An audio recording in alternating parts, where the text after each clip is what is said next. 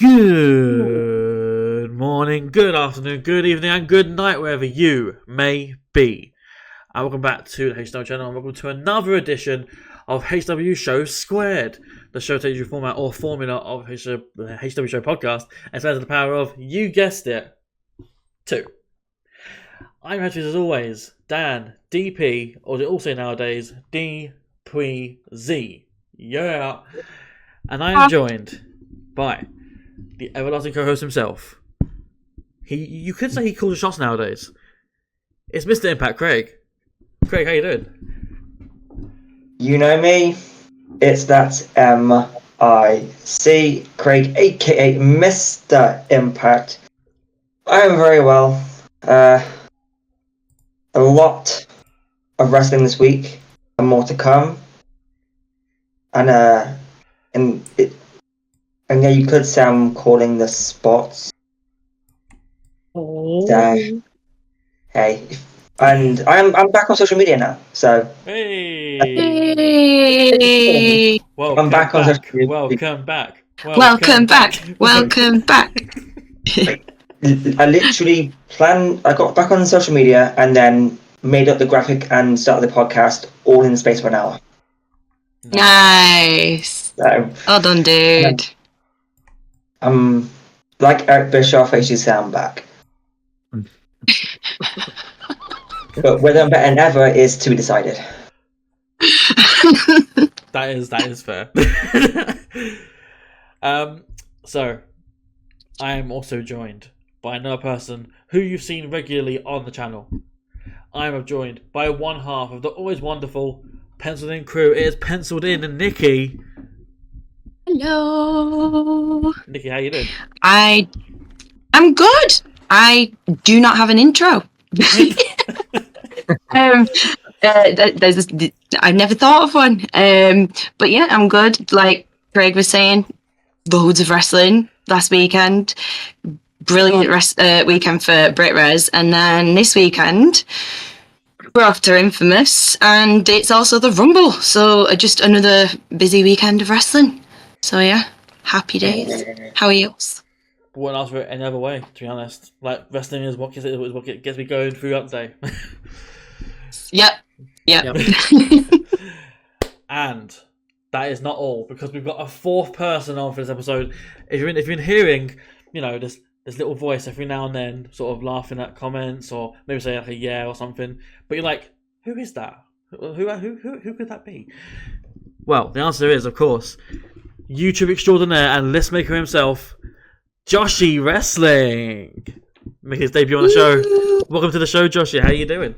Thank you so much. I am very good. I am very, very good. Plenty of wrestlers. Super happy to be here, actually. I said this before, actually, that this is my first ever wrestling podcast, which is very cool. I've done podcasts before in my boring professional career life. I hope my boss doesn't watch this. But this is the fun stuff, right? Wrestling, we're here to talk what we all live and breathe and try and get to end the day for, right? So yeah, I'm super happy to be here. Thank you for having me, all three of you. This actually came about from all three of you as well. So yeah, no, super happy to be here, and I'm excited to talk some wrestling. Yay. Yeah, I feel like wrestling bringing all nations together. Yes, Absolutely. Even though three of us are English, but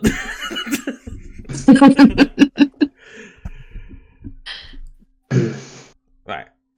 So, for those who are unaware, this is the NXT review, Show Squared, where basically we go through the entirety of the NXT show of that week. So, with that in mind, have you got any comments you want to get out of the way before we get into the show? Nothing from me. Nothing that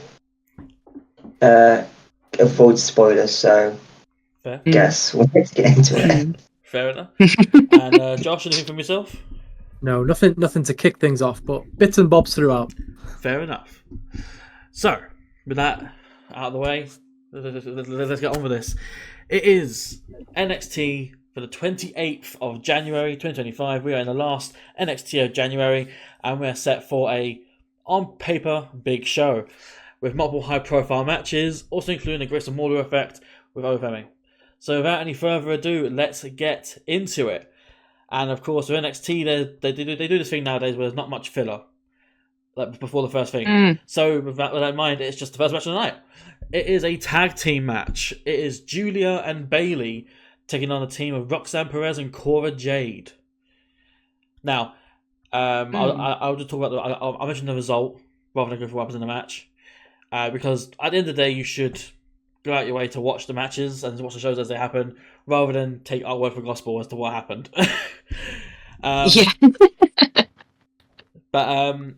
Sorry. So my only note on this match was Julia has a hot tag in the match where she does a bump after tagging out. She literally tags in Bayley and then falls to her back, like doing a bump, like wrestling training. Oh right, I didn't notice. It was really weird to see. Was it just a super hot tag and he just floored her? But in the other direction, Nikki. Power of the tag. Like tag forward. Just that pure power, just the recoil on that tag.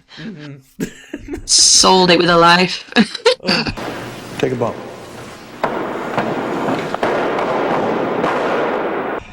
Pro wrestling. Is that pro wrestling? Exactly. So yeah, Bayley and Julia win, ultimately following a Bayley top rope elbow drop onto Cora for the 3. So Josh, I do match ratings as well for this as well. So if you got ratings yourself, feel free to add them in. If you don't, it's no big deal. So I don't rate. Well, this is why I aimed it at Josh. And I was saying I don't rate either. So. So I rated this 3 stars. It was a decent opener. Nothing outstanding, of course, but that is to be expected from 2 teams that aren't necessarily teams. Saying that, however, I enjoyed it. It's entertaining, and it got decent time too, about 12 minutes. So good stuff for an opening match as well, for sure. So far so good, and I can't say much else because I'm just a big Bayley fan, and I like seeing Bayley on NXT.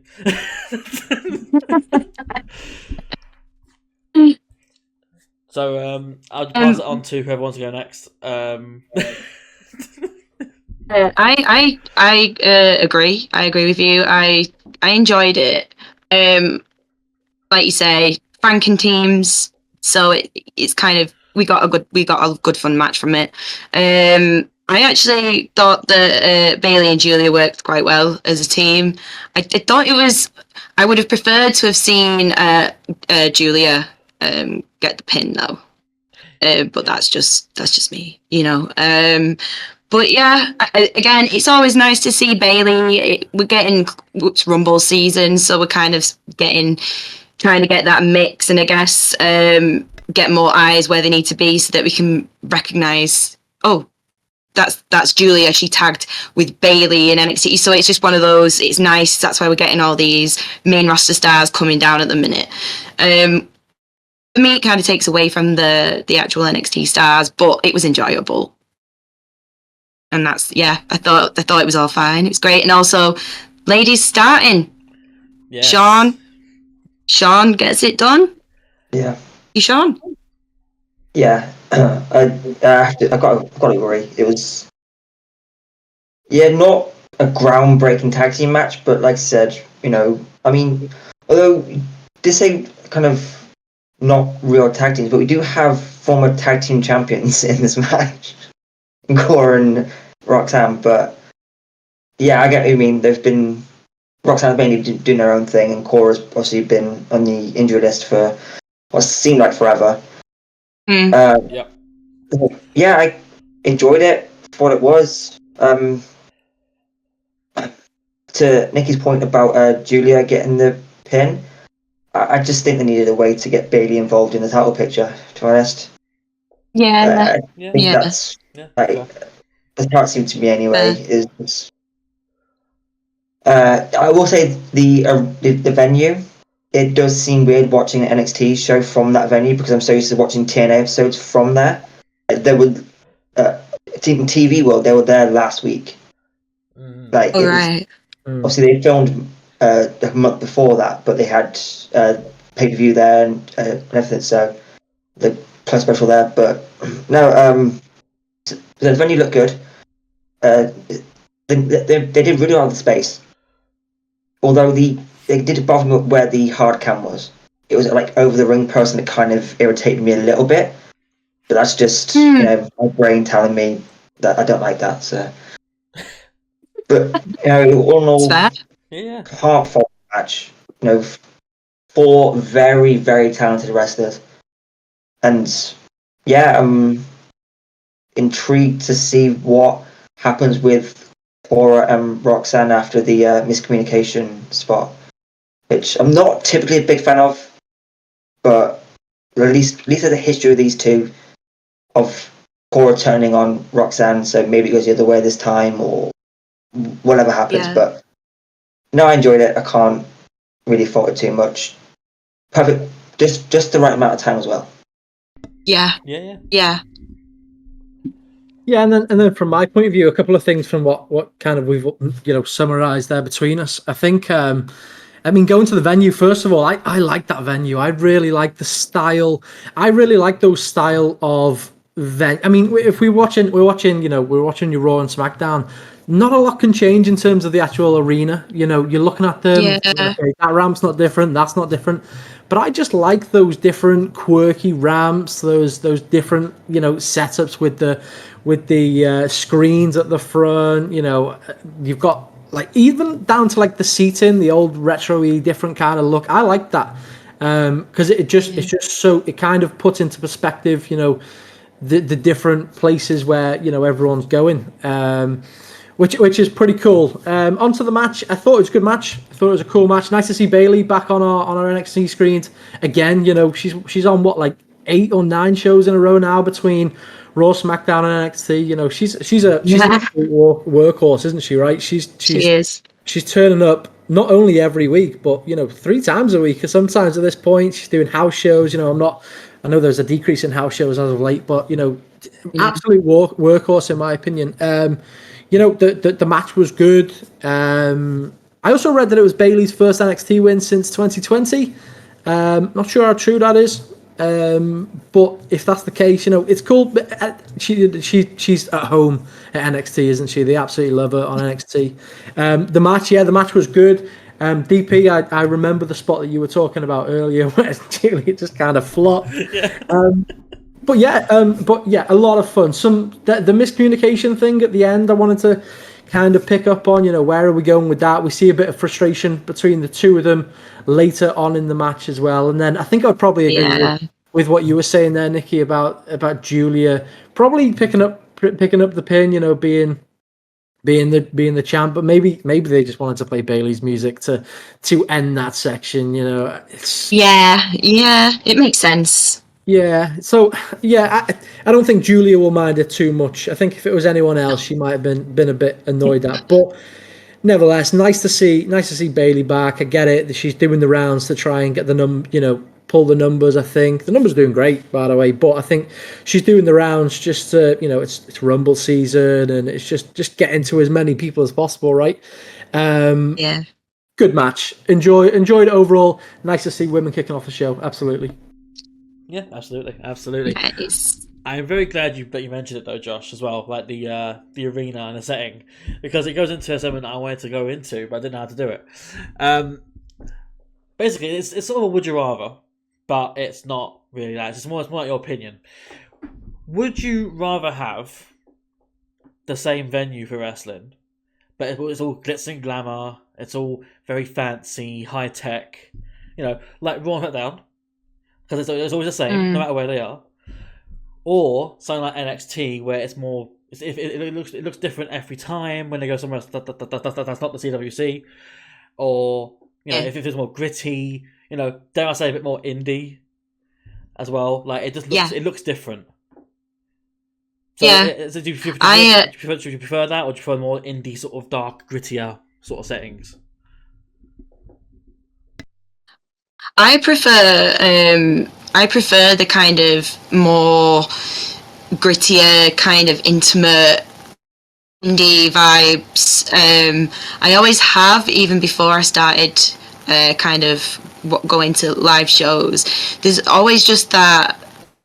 There's always, the crowds are always just different, and NXT, they've switched it up lately and they've been doing this, and I think it's been working. I think it looks great.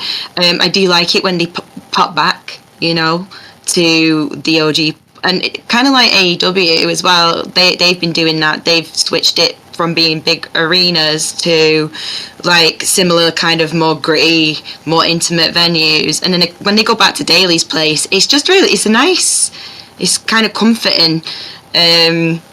Like the big arenas, I think look great for pay-per-views and stuff. It really gives it that extra sense of grandeur.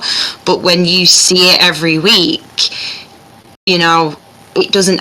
I mean, the stages on like the big main roster pay-per-views are always brilliant, and it's always does look extra.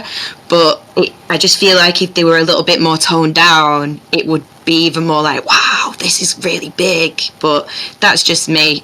I do prefer the kind of more intimate, kind of gritty, darker venues. Yeah, no, I do have to agree with Nikki on that. And more, I go back to, because I didn't really attend many independent shows before, I'd say 2018, something like that. So when I go back to like NXT UK, for instance, and the Corn Market in Cambridge, they run their first shows, it just looked different. You know, I'm used to watching WWE where, like I said, they could honestly be in the same venue and I wouldn't know. They can say, oh, we're going to Philadelphia, and then we're going to Boston, but they could just stay in Philadelphia for all I know. The venues look exactly the same because that's the way they're designed, many sports arenas. But no, I mean, with this venue taking at a center stage, I've always liked it watching it through TNA because, you know, it I guess it looks bigger than it is because of how they set the seating up.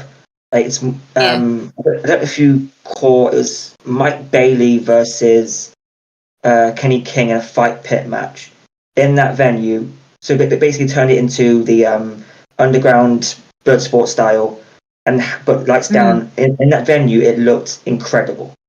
So I've always been that fan of that kind of thing because even the venues that NXT running at the minute, their venues TNA can be running, and like it. So I do like it because. So a little bit of a almost not a tangent, but so a couple years ago I got a comment. Because I commented on something about arena sizes, and I wear this with pride, by the way.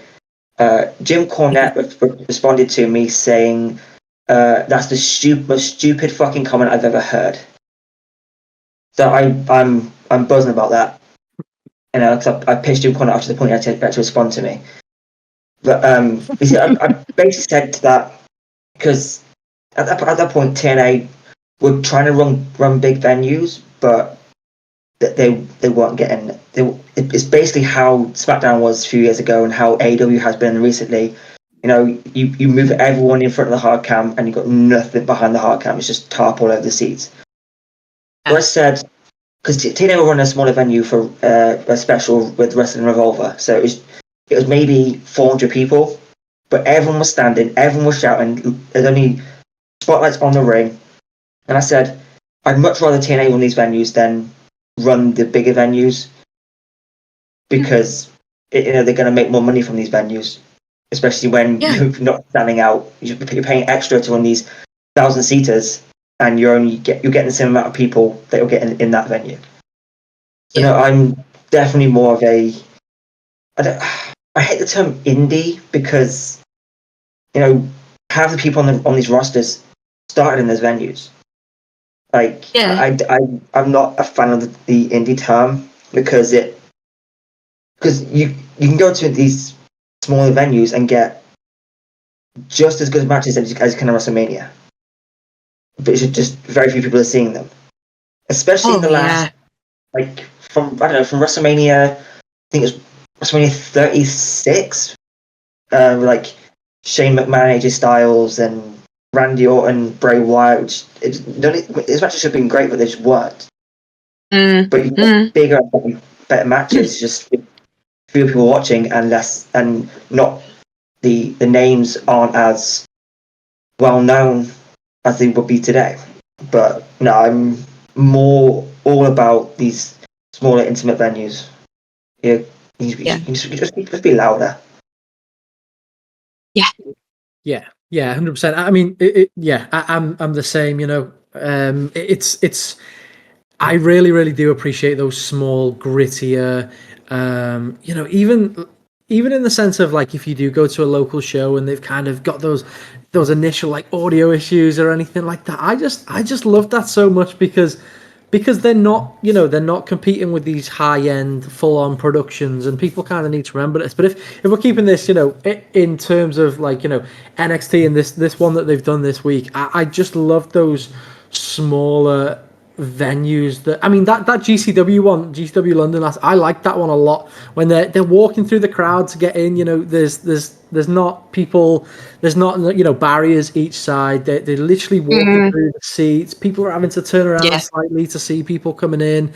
Even when it comes to like barrier moments, you know, when wrestlers are bouncing off barriers, there was no barriers. You know, they're telling them to stand up and move their seats. Yeah, so it's obviously not always convenient, but they're so in the action. You know, they're so super close to the action. And then, you know, what comes with those smaller venues is obviously, I feel a bit more passion in terms of the NXT shows. It's nice to see NXT. It is a really nice, you know, sight when NXT obviously has a pay-per-view and you see how many people that they can get in an arena, because, you know, they always scale up for the pay-per-views, and it's really nice to see. It's like, wow, this is cool. You know, you can get that many people and they're all, you know, diehard and passionate. But I like the way that they're going at the minute, just bouncing around the arenas that are smaller, grittier, you know. Like this week, the corner, the announce desk was on the corner. That was probably the only thing that like freaked me out a little bit. Not freaked me out, but you know, that was just a little bit strange to me. You know, just because I'm so used to seeing it like at the side of the ring rather than a silly minor thing. But that was like my only. Oh, I'm not sure, but yeah, 100%. Yeah, you know, when you've got like those smaller arena shows, even going to, you know, locals. I don't call them indie shows, but it makes you appreciate a lot more. I think it does. You know, you can go to all these arenas. I said this earlier. You go to all these arenas, and they're not going to have much difference. You know, but these it really opens your eyes to the kind of shows that we are getting around the world at that level and amount of people. So grittier shows all day long. You know, the clean stuff is nice. You know, you look at Raw, the Raw on Netflix debut. You know, how clean was that? That was, you know, it's in comparison, it's crazy, right? They haven't quite been the same standard since in terms of how they visually look. You know, I think they kind of blew their load on the debut show. But still, it's super clean, right? The super Raw and SmackDown. I mean, Raw a little bit more now with the Netflix stuff, but it's super clean. Even from the commentators, like you listening to commentators, like I come back to that GCW London one because that was the last time I heard. Like the commentator was saying stuff that I'm like, did he really just say that? Like, and he's like singing along and he's chanting and stuff, and I'm like, this is so similar to what we'd see on like a corporate level with these much bigger, you know, organization. Like, you know, we know when the breaks are coming in the WWE. Do you know what I mean? We know, you know, if you're a wrestling fan, you understand the timings of, you know, can whoever win this match? We'll see. And then, you know, we know we're going to it. We know the cues. Just the unpredictability of those grittier, smaller arenas. I just have a good amount of appreciation for, definitely. Yeah, absolutely, and I fully agree with everything everyone said. Really, that was much better than I thought it was going to be. They're doing that little segue in the segment there. Yeah, that's the podcast in itself. Yeah, I literally just thought. I love a good segue. I thought it'd be like just a simple like, I prefer this. Move on. I prefer this. Yeah, move on. Yeah. I thought it was very short, so I'm glad it wasn't. Short of it, I suppose, and put it on the channel. Yeah. You have 3 minutes now, so you're fine. What do you prefer? Let us know now. After that match, we go into a vignette with Eddie Thorpe. there's not much here. He just stares into a fire, pretty much, and he intends to make his mark on NXT and remind us that he cannot be broken. Broken. So yeah. And Josh, by the way, this is the sort of thing that you can just say nothing about because it's just it's just there. Yeah, I didn't have it. I kind of bounced back and forth with it on that one a bit today, and I was like, I don't really know what I'm going to offer to that. He said what he said. We'll see him next week. Yeah. I'm not a fan of. Go on, Craig. I was just going to say, keep Eddie away from TNA.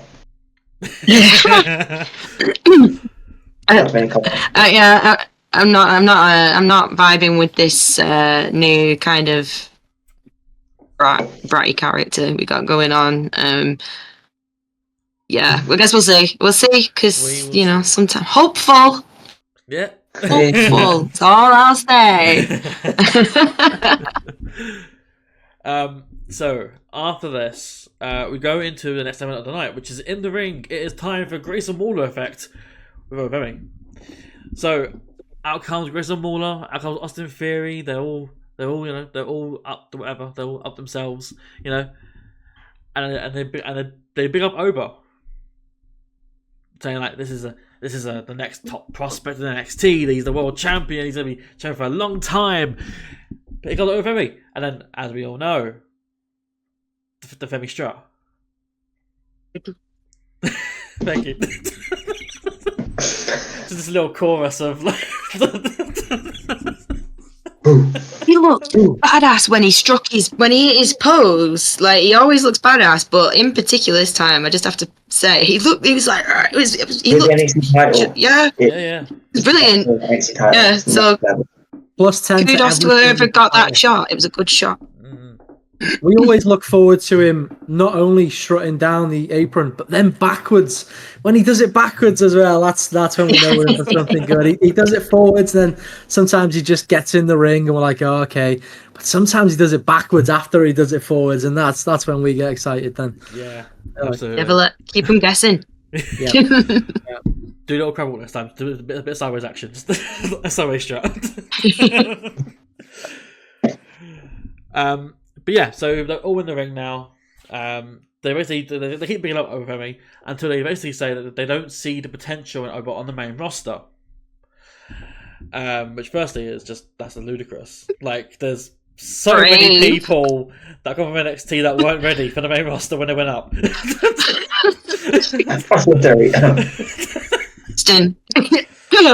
I mean, Austin Theory should probably still been involved at this point, but. Oh, my feelings on this DP. I went on an extremely long rant about it a while back in our Raw Flicks review. Cena. Poor Austin. Cena. Shat on him, didn't he? Killed it before it started. I mean, I think he killed it with the egg. Remember the egg in the office with Austin Theory? Didn't help. That did not help. None of it helped. It's my golden egg. Fucking egg. Oh. My golden eggs are stolen. Theory, where'd it go? I wonder why Vince McMahon liked him so much. Oh no, I feel so bad for him, honestly. But hopefully, though, this is a good thing. Yeah, remain hopeful. Oba. Hopeful. Turn on Grayson. Femi references that he's the only one of them three who've held the men's NXT World title. True. Theory says that Femi's not fit for the main roster and will end up on the indies selling t-shirts. And what's wrong with that? You did that. Not wrong with that. They both literally came from the indie circuit. Yeah. I hate when they take shots at independent wrestling. I hate it. It's just unnecessary. Like, we get it. You're on multi-million-dollar contracts. But not everyone can be in WWE because they're hiring everyone else anyway. But they can now with ID. Oh, hey! At least though, when they're selling the T-shirts on the indies at the side of the ring themselves, they get to keep all their money. They're actually making more money off their T-shirts, so But yeah, after that, Femi retorts by asking them where their titles are and proceeds to offer them both a match at Vengeance Day. And before that, we do get the whole "Turn on Grayson" chant from the fans, which they're like, "Oh, he's like, don't do it, Austin. Theory, don't do it, don't do it." And then Theory just turns back, he's like, just like that. It reminds me when Cena did the heel turn by literally turning his heel. Yeah. It just... I hate it so much. I despise that stuff. Oh no! So after the title match, out comes Ava, the GM of NXT, to remind us all that she's the GM and that Oba does not make matches himself. They're pushing her. They're really pushing her. Pushing that managerial character. She's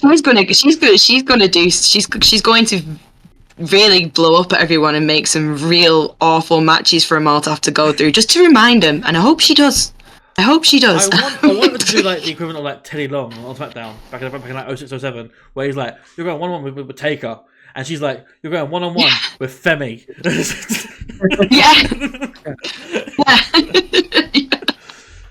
Just like this random no-name NXT like athlete person is make a big stink on like Level Up or something, and then she's like, you know what? I've had enough of your shit. You're fighting Femi next week on NXT. Yeah. Don't you mean on NXT Evolve? Sorry, NXT Evolve. Sorry, I misspoke.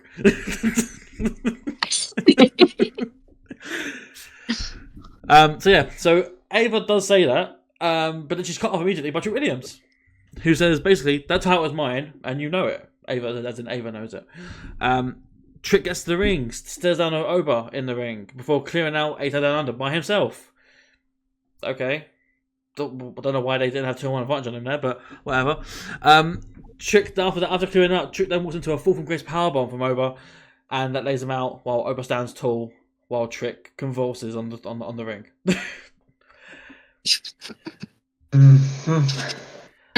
What did we think of this, everyone? It was fine. We could just do this. I'm gonna need everyone. Yeah, the goddamn Ava disrespect as well. Calm that down. She's fighting for her life out there, isn't she?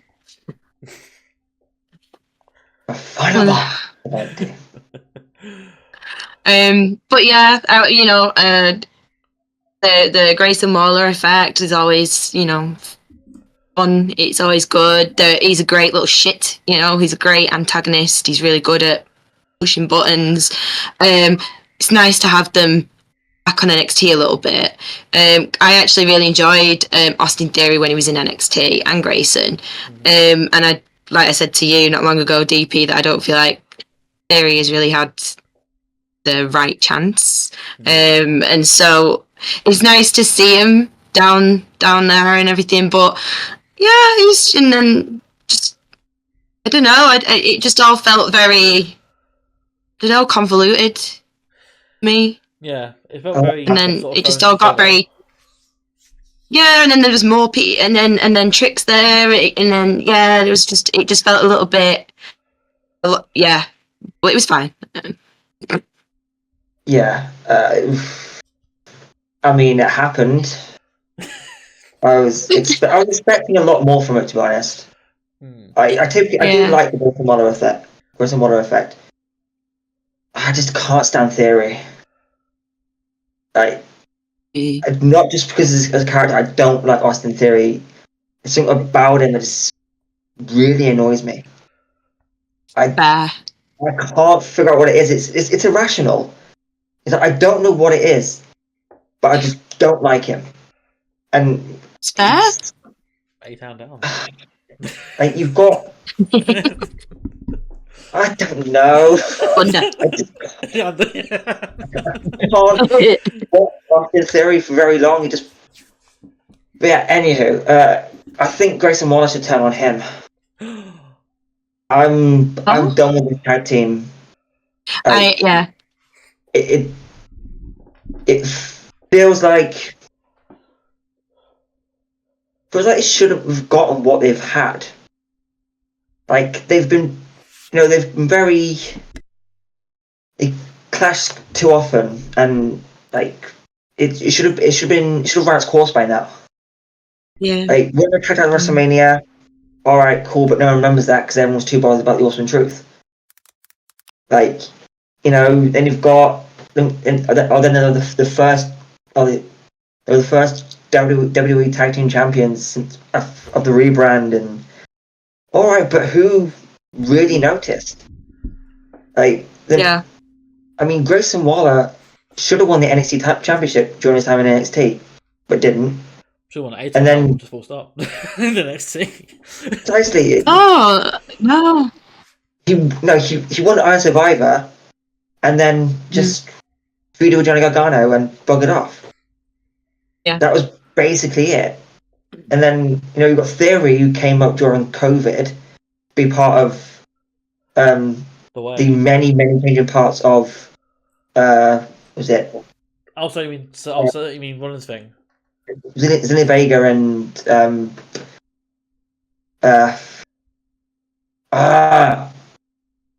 Zelina Vega and Andrade, their group, during WrestleMania. I don't remember that, but okay. COVID Mania, Theory had a tag team match because someone got COVID and he had to put someone in the match. Then, but as far as this segment goes, Ava is saying you can't make matches, but makes the match anyway. She's not twice now. The match happen. Yeah. It's twice now. So either you can't think of anything different, or you actually think of good ideas. It's one of the two. So it's I mean, Trick coming out. All right. I mean, back to the line, please. I don't want to see Trick in the top picture. I really don't. But that's how it's going to be. It's going to stand and deliver. It's going to be Trick and Oba. And Oba will win, and then Trick will go to main roster. But he's not ready for main roster either. So it's what's the plan here? Team put him back with Carmelo. Have him go after. I can't have him go after. Probably, I reckon. I'll give him 3 months of a semi push, and then he'll win the Speed Championship. I think he's generally what I think. Yeah, I think he's going to end up in a program with Mello. I actually think that's what they're holding off on with Mello, because he's kind of been floundering. But he's had great matches. He had a great series of matches with Andrade, and neither of them have benefited from them. Yet they were genuinely great, and they just. So I think they're just waiting for a Trick. And that's the plan. Yeah. I think it's going to be, they're going to have that, resolve that hole, because remember we left it on Mello being like, you're not me. So they'll have a match, and then he'll be like, oh yeah, you have actually, progress. We're on the same level now, and maybe they'll team up and then we'll have a tag team. Yeah. With Mello, when he got drafted, I said he should beat Logan Paul for the US title. Yeah, he should. Yeah, they've kind of stepped a wee bit there with our Mello. Yeah. Josh? You want me to follow from that? Yeah, I mean, so kind of breaking that down a little bit. Trick Williams was we had a camera shot, didn't we? Whilst that was going on, we had the which was So we saw what was going on in the ring. Then we had like this little picture-in-picture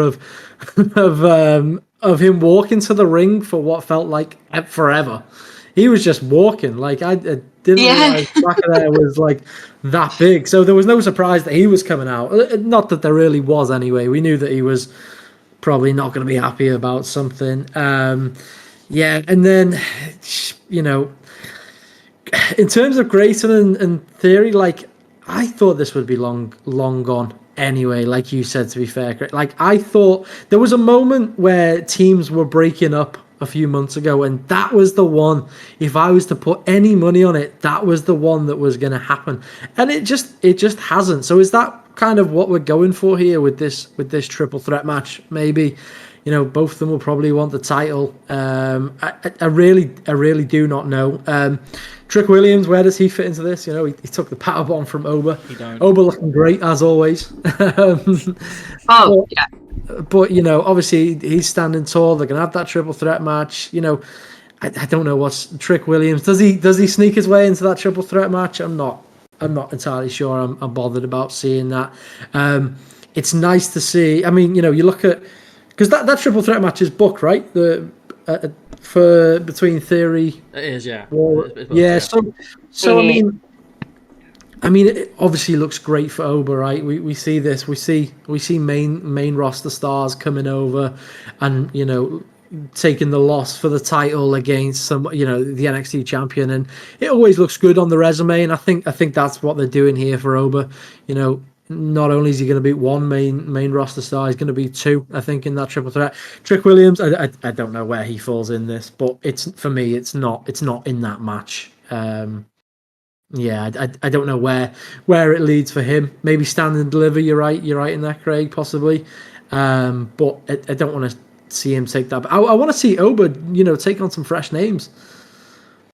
Yeah, and it's almost like maybe they didn't have anyone just yet, so they kind of like, right, which two guys can we pull over? Which one guy can we pull over? And they managed to bring both of them. So, I mean, there's a whole other company of challenges. A whole other company of challenges. Yeah, legit was to say, there's another company that you literally just announced you signed a partnership with them to utilize an entire whole roster of stars that haven't had much exposure to NXT. Oba Femi versus Moose, Oba Femi versus Jake something, Oba Femi versus insert name, yeah. Versus PCO. Yeah. Maybe not that one. Fuck PCO. Entitled prick. But I think going back to kind of that, the in terms of the star stuff is like, bringing over those two main roster names is what they're just. I think they're just resume building here, in the sense that they might not get that from the wider audience if it's a, I love TNA. I absolutely appreciate TNA, but the guys, two guys who were on SmackDown, I think they're just resume building. They really are. Yeah. But absolutely, there are so many better options if we just pull TNA stars over. 100%. No, I do get what you're saying. It's, you've got a tag team coming down from the main roster who won tag titles at WrestleMania. Yeah, it's absolutely, it's much more that's like what TNA did with Josh Alexander. They had him face Minoru Suzuki, they had him face Tomohiro Ishii, they had him face Charlie Haas, if you can include that name in that lot. But no, yeah, it's building his reign, making it feel, even if it's not going to be the longest, make it feel stacked and important. Yeah, absolutely. Mm-hmm. Yeah, absolutely. But so to go back as well on what Josh said earlier about going back on the play segment as well. We saw, of course, the natural way that we all watch TV. We stand and we go back and forth while staring sideways at the TV. But we're really heated, we're really angry at something, but we watch TV and we'll go back and forth, just walking back and forth, just like Are we rubbing our hands together as well? Like that, all that, we're doing that. He has something planned. So after that, we go into an interview with Izzy Dame, and I swear to fucking God, someone is watching the show. Someone is watching this show because we questioned what was going on with Izzy Dame, and they literally asked the question. Hi, Sean. Hi, Sean. Hi, Sean. The first question that is asked to Izzy Dame is, what is going on with her and the D'Angelo family?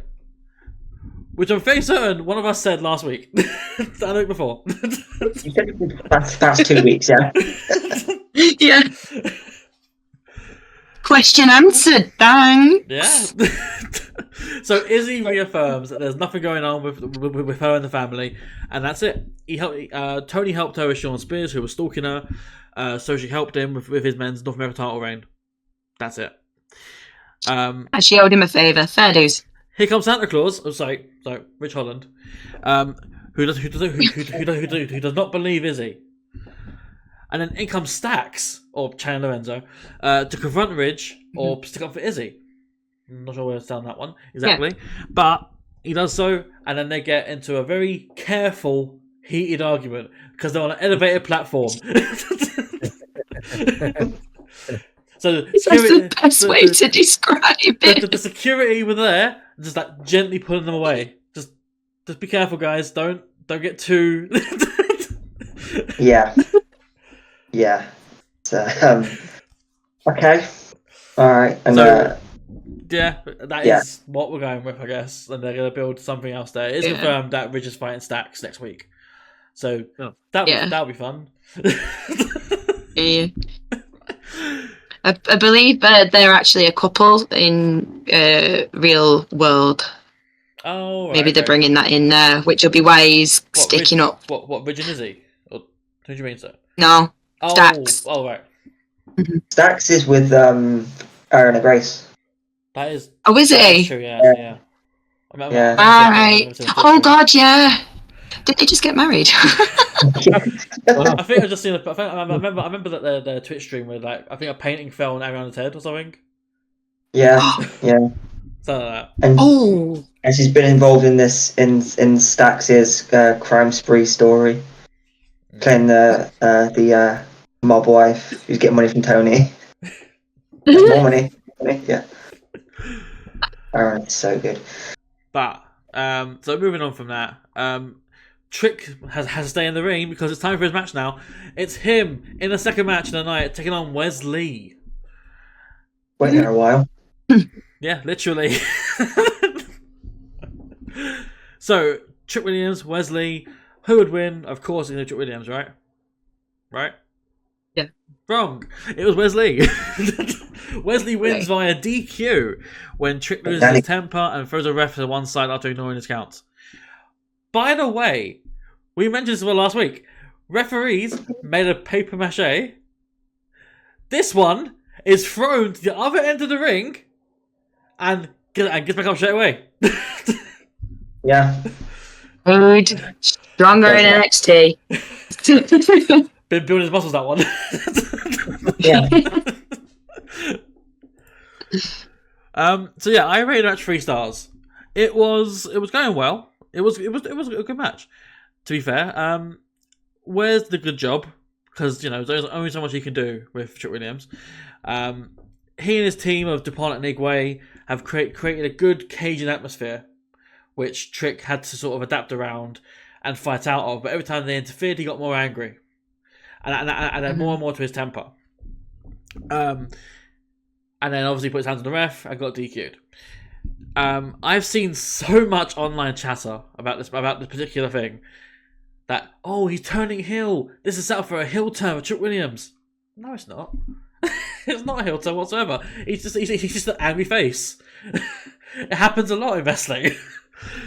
Yeah, they did it with Drew McIntyre, right? At one point, he was just like he was. Was it Drew McIntyre actually? Yeah, he just kept getting really worked up and then be DQ'd or counted out or something, but he wasn't at that time going face. Yeah, to me, Drew's a face now. Everything he's saying, he's not. He's not wrong. Depends how you view it, really. No, yeah, it's just big punk guy here.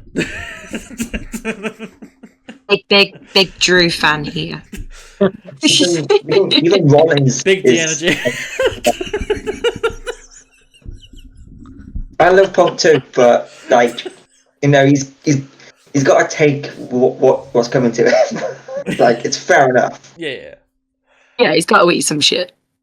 Yeah. So yeah, like I said, I rated it 3 stars, and I will throw it out to the rest of the forum. So I agree with 3. yeah, Oh, go on, Craig, you go. I was just gonna say with this match, I was kind of distracted because I was expecting the Rascals to pop up after Wes and Tyson Terry cost them the tag titles on TNA last week. Yeah, last week. Yeah. So I was expecting the Rascals, so I got a little bit distracted, but I just don't care enough about what Trick's doing. Like, oh, he's annoyed, he's throwing the refs around. I still can't get invested in what he's doing. Whoop that. I still can't, and I don't know what's going to take for me to get invested because I'm just not a Trick guy. Never have, never will be. Pretty much it. And that's the bottom line. I agree with 3. I like Wesley, and I've been a fan of Tricks, and I was very invested, but I've noticed over the last couple of months, I've kind of lost that. But I think it's because what it was that I liked about Trick, he's not that at the moment, you know. And I kind of think that going down the slightly, you know, the kind of getting not hot-headed as in like being a complete arsehole, but like kind of getting, you know, he's getting hot, he's getting worked up. At the minute, I feel like he's storming about, you know, just, I don't know, it's not clicking with me. And I feel like everything's getting a bit repetitive.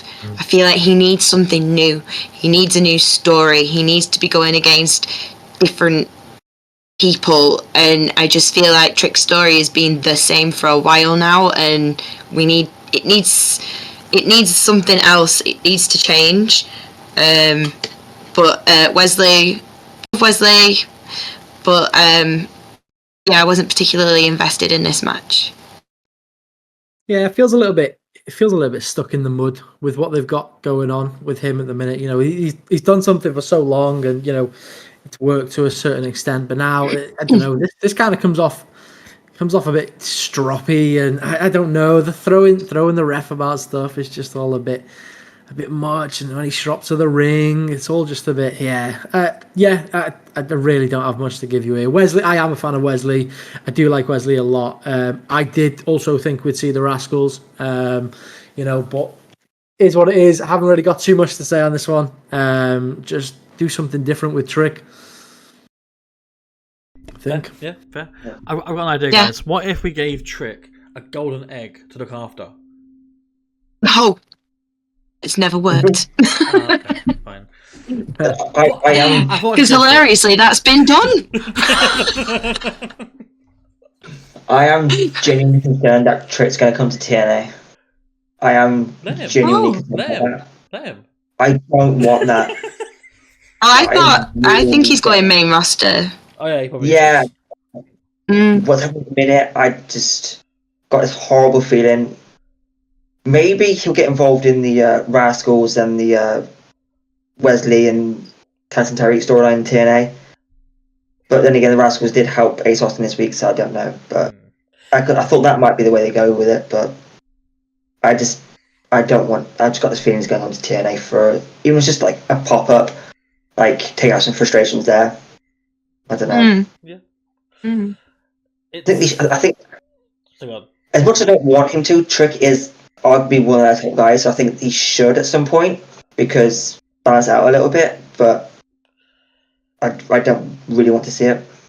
I was kind of thinking about that as well. Maybe they send him over. I mean, kind of for that bit of star power that NXT are going to send people over as. I mean, they started with Cora, right? You know, as of lately, are they going to do something similar with Trick? More so because it's like, okay, well, we're getting, you know, we need to send someone of NXT that's a bit bigger over, and maybe try and retain those viewers from each side. Maybe Trick does that. Maybe they announce Trick, or maybe they announce it rather than him just turning up. Because if he just turns up, then you know, how many more viewers are gonna be there than if they were to announce it. Maybe. I mean, Maybe they announce something and he starts doing something slightly over there. Holding back from the main roster a little bit, I think. yeah, I mean, we are getting bigger names in the sense of how NXT work. We've got Wesley, Cora Jade, we've got Fraxium, who defend the tag titles again next week against the Nemeth brothers. So we've got bits. Yeah. So yeah, Nick Nemeth and Ryan Nemeth might be the NXT Tag Team Champions by the time next week's show comes around. Jesus. I actually haven't watched this week's NXT yet, but I knew that I would find out everything during this podcast right here. I mean, it's just NXT stuff, but yeah, it's for next I week. had no chance here. I knew I was getting everything in this podcast. It's effing TNA, effing NXT, just on this show. We've got the Nemeth brothers as the NXT Tag Team Champions. That would be horrible. But fun enough, not the first time that Dolph's hold a fucking NXT title during this time. If he wins this, it'll be one off a Triple Crown. Oh god, he would be, wouldn't he? So, are we not counting the Heritage Cup as well as part of that now? Oh, okay. Triple Crown for the titles, Grand Slam for the trophy. Okay, yeah, fair enough. So yeah, after this, we go backstage. It's Ava in her office when Femi turns up, and basically she's just like, "Oh, okay, don't knock then." But she makes it official that Femi's fighting both Austin Theory and Grayson Waller in a triple threat at Vengeance Day. It should be noted as well that Oba was probably caught off guard. Is probably the best way of putting it. That he's fighting both of them at Vengeance Day. Yeah. Because he assumed it was just one of them. Mm-hmm. And then no, it is both of them in a very strange booked match. Making a point there of you booking matches, but I'll add something onto it, kind of thing. Yeah, she's got final say, and I think that was her way of just reminding him, like, okay, well, you can do this, but I can make changes to that. Yeah, I can do this. Yeah, so maybe she's trying to deter. Mm-hmm. But yeah, after this, she has more business to attend to, so she leaves the office and barges into the men's locker room. Hello. Not even a knock. Like, we literally discussed this with Ashante in the women's one. Yes. Like, it's wrong both ways. It has to go both ways. Yeah, it's still not okay. Even if you're mad, you still at least knock and let them. I'm coming in. Like, knock once, let them get changed. You know. Yeah. Who was Trick sat next to? I recognised him, but it was driving me crazy. I thought this too. Actually, I can't remember that off the top of my head. Some guy in a suit with like a grey beard. Yeah. Give me a second. I've got the file saved.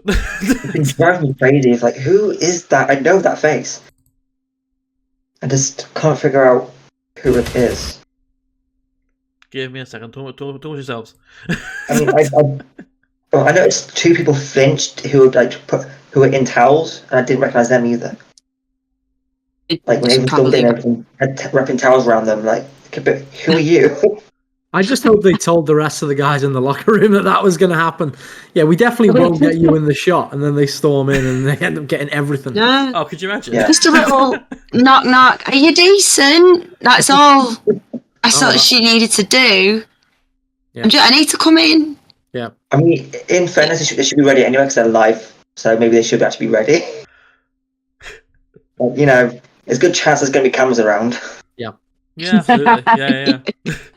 Live. But yeah, It's just properly live, this show. It's like, let me tell what's going on. Yeah, we're live. Yeah, it should definitely go both ways. We should definitely be doing better with that, I guys. think the guy in the suit, I could be wrong, it looks like Al Snow. Oh, really? Yeah. I couldn't tell properly, but it's just because the camera's not fully zoomed in on our person. But I saw like dark hair, grey beard. I can't imagine Al Snow wearing a suit. That's what that is. no. True. I can picture him in the OVW tracksuit. That's about it. That's fair. Maybe that's because I watch wrestlers too much. But also, they do there's this weird thing as well in a segment where the camera is, and it's going to be like typical WWE filming, where it's like it's just a one-on-one conversation. There's no need to be doing this. Yeah, I wish My motion sickness hates that shit. Yeah. I wish they'd do it like TNA used to do it, and just like a fly on the wall type thing, where they were quite far away, but you could zoom in and hear them a little bit. Mm-hmm. I wish they'd Was do it that. DDP? It might be DDP, maybe. It was someone who was older, at least. If that was DDP and I didn't recognize him, I saw a grey beard, and I don't think DDP has a beard. Yeah, at all, probably. really. Yeah. Like, is this It was. So, he tweeted 22nd of January, so I don't know. We're on like January the 85th, so I don't. He was there last week on NXT. If you know, comment if you know who that was. It was a trainer or someone. Yeah. Let us know. Let us know. And the bit in the back of my head that can't let that go just yet. I need to know. So after that, as well. Trick says to Ava that they don't deserve a shot at the title, Theory and Waller. So Ava's like, "Is that so?" And he's like, "Yeah." And she's like, "Well, prove it by fighting in a tag match." And your partner, very literally, it's the whole, over me is Ava's Undertaker. Like. Yeah. But the big question is, I mean, we all know this. The big question is, can they coexist? Can they? Can they? Can they? But the question is more. No. Probably not. Can Wesley not get involved? No. I'm expecting Wesley. I actually expect him to get added to the match. to the freeway. Get back on four-way. Just leave Trick out of it still.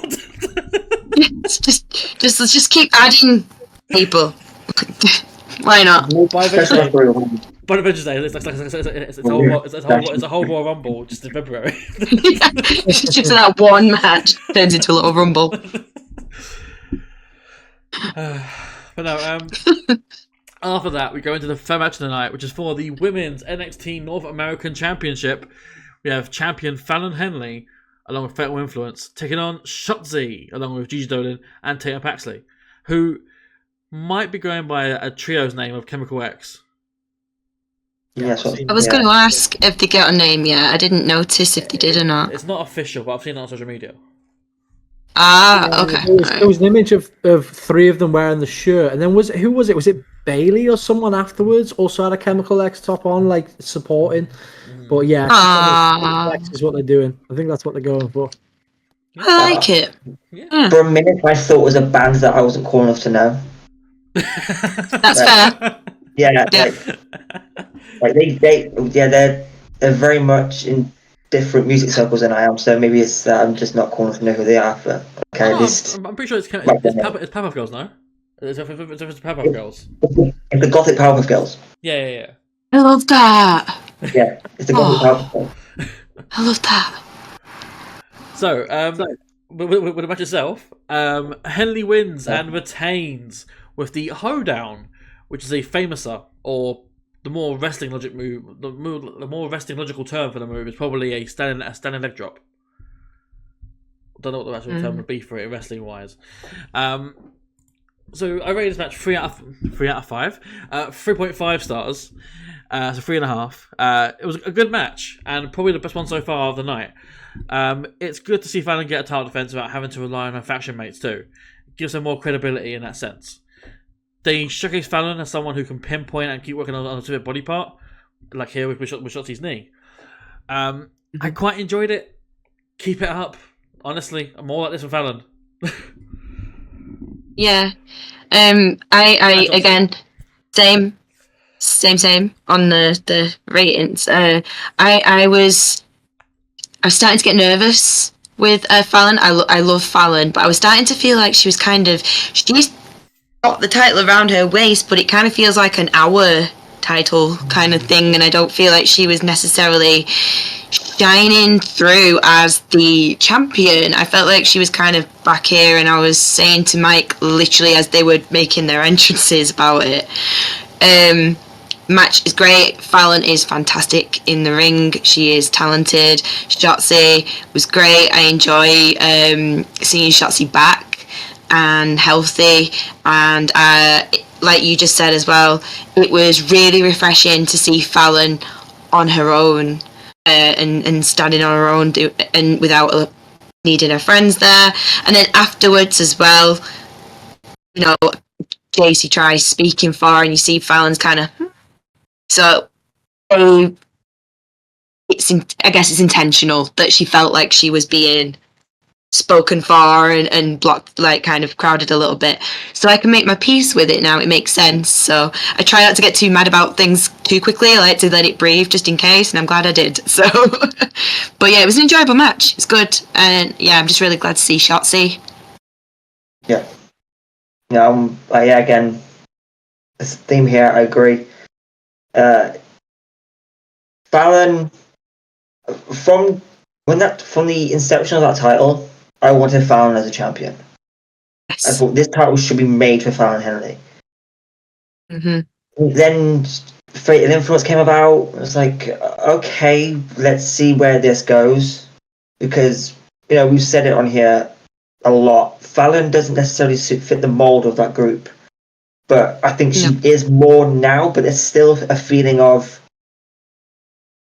she's holding that title until JC wants it, and you shouldn't be able to predict that this early.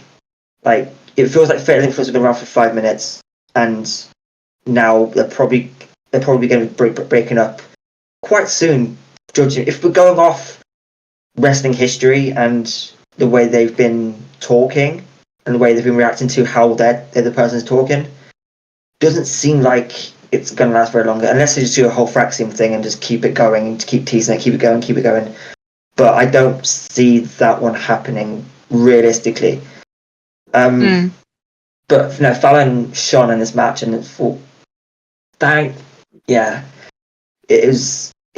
she needed a clean win. Yes. Like, it's always been something happening, or they're losing.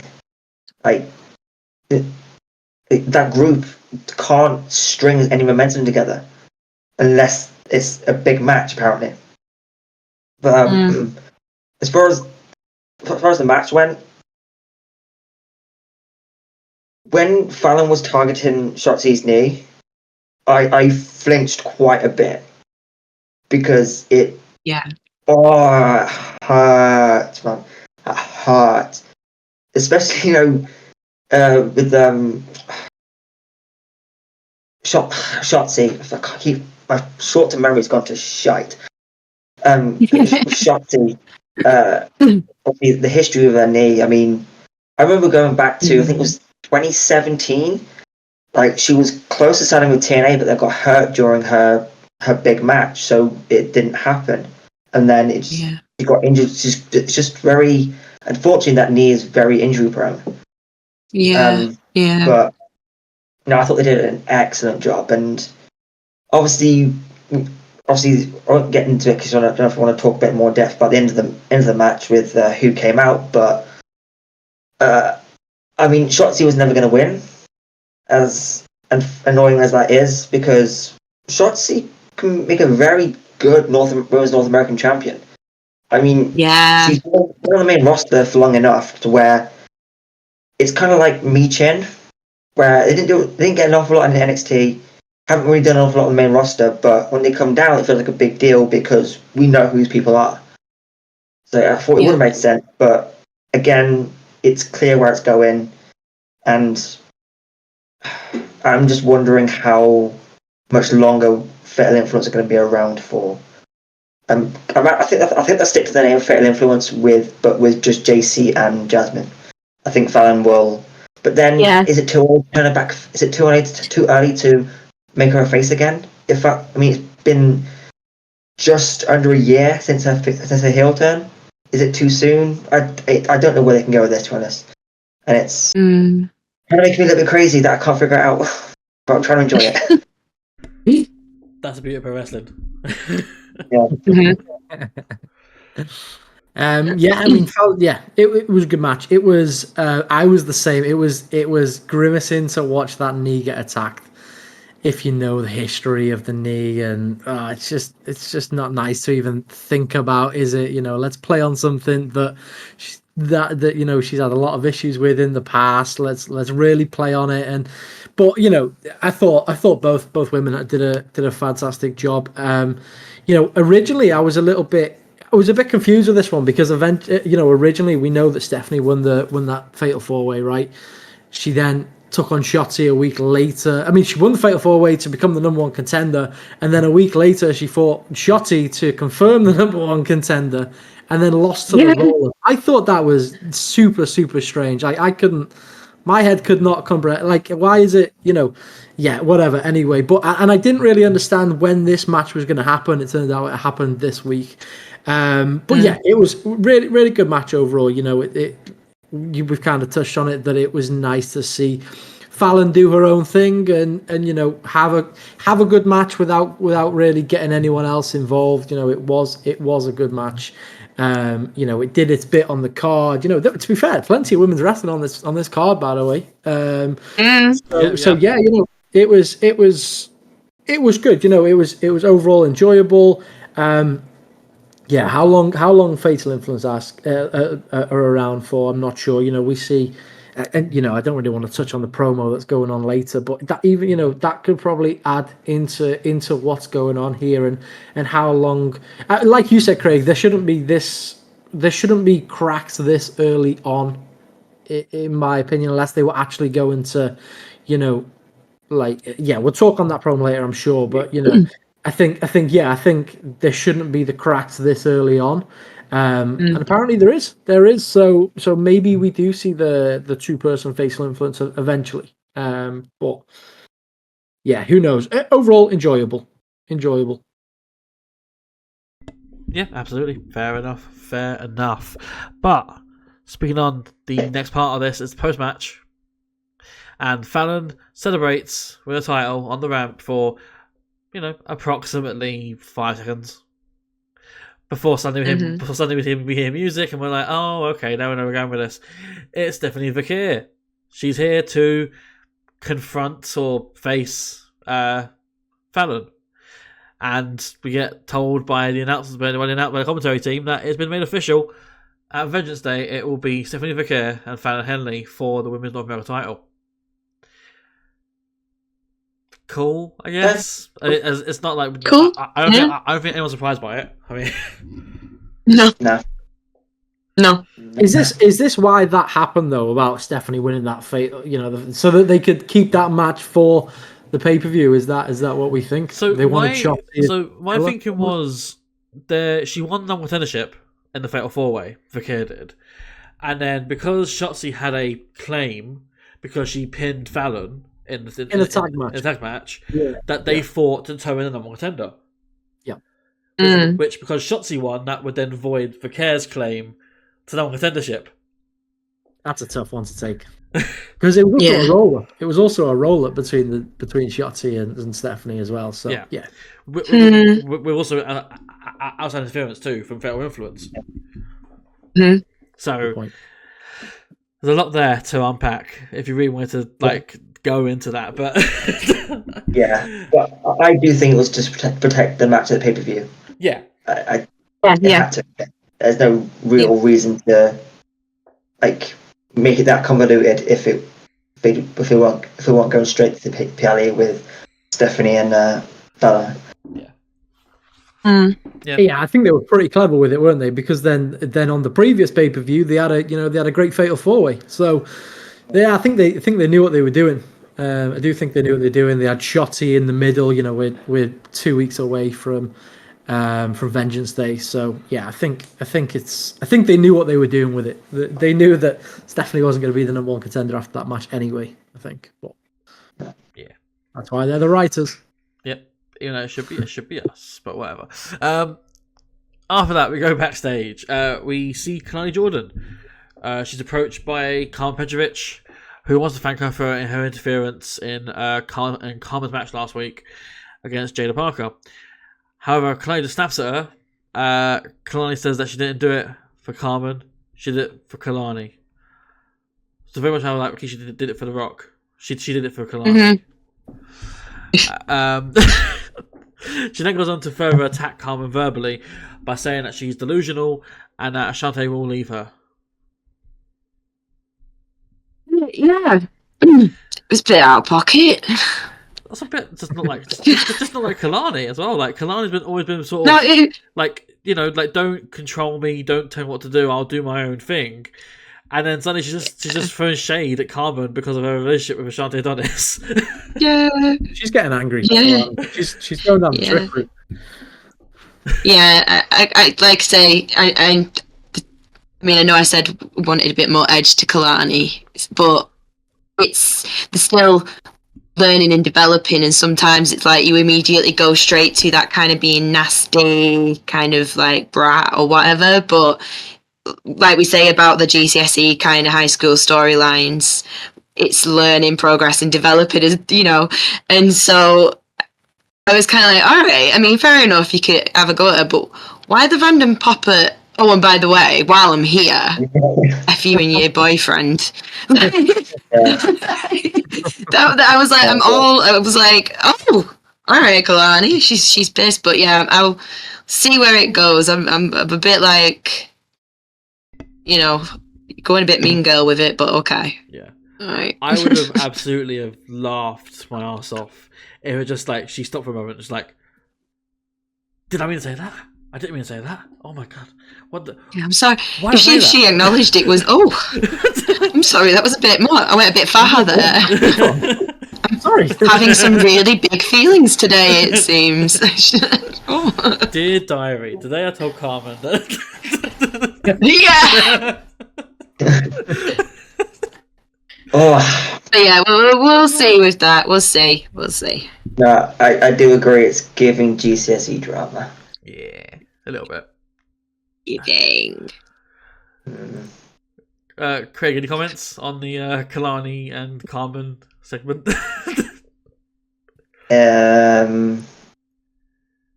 mean, it happened. I guess that's a comment. That is a comment. Drums. Fortunately, I didn't know that happened because I'd gone to get a drink at that point. Well, my next comment was I actually forgot that happened. Yeah, so that genuinely was, and then you saying it, yeah. I Well, remember. actually, I came back in just as Carmen called Kalani a bitch. Ah. So, No, to be fair, sorry. Don't you mean? Oh, she's a. Because they muted it. Not on Netflix. did they? I thought not on that. Yeah, I heard it. No, mine Not on Netflix. Mine was muted on Netflix. Oh, Okay. I can't remember enough of it. weird. It cracked me up. I was like, But yeah, so after this, we get a walk-in interview with Ava. Also, where the fuck does the interview come from? Ava's walking, and then suddenly she's like, "Oh, Ava!" slides in. A good journalist knows how to get the scoop. Just hiding behind like the cases, just waiting for the right opportunity to just. Second hand. Can you spoil her? He's spoil her in the background on one of the various segments backstage. just there hiding in the background, just foreshadowing an upcoming interview. I'd love that. I want to see that. Like, I want to see him climbing up onto summit with the microphone, just preparing himself to get someone Like, just in the background. You just see a boom somewhere hanging from above, just like. Yeah. We almost need a camera for the cameraman, don't we? We need Go on the side, yeah. Or what remember I said earlier, Richard Williams walking to the gorilla and all that. Have something for that, but for the cameraman setting up a shot. Do you remember when they used to do like was it like an anonymous, you know, like it was as if there was somebody backstage, like a mole, and they would like randomly just show people and stuff, and they just kind of like left that, right?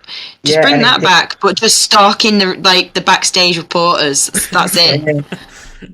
Like I'm slagging people off. Like, God, he was so rude in that interview. God, you know what? I wanted to backhand him. Just start some shit. I feel like NXT Anonymous was Mustafa Ali, but I may have misremembered that. Or was that Retribution?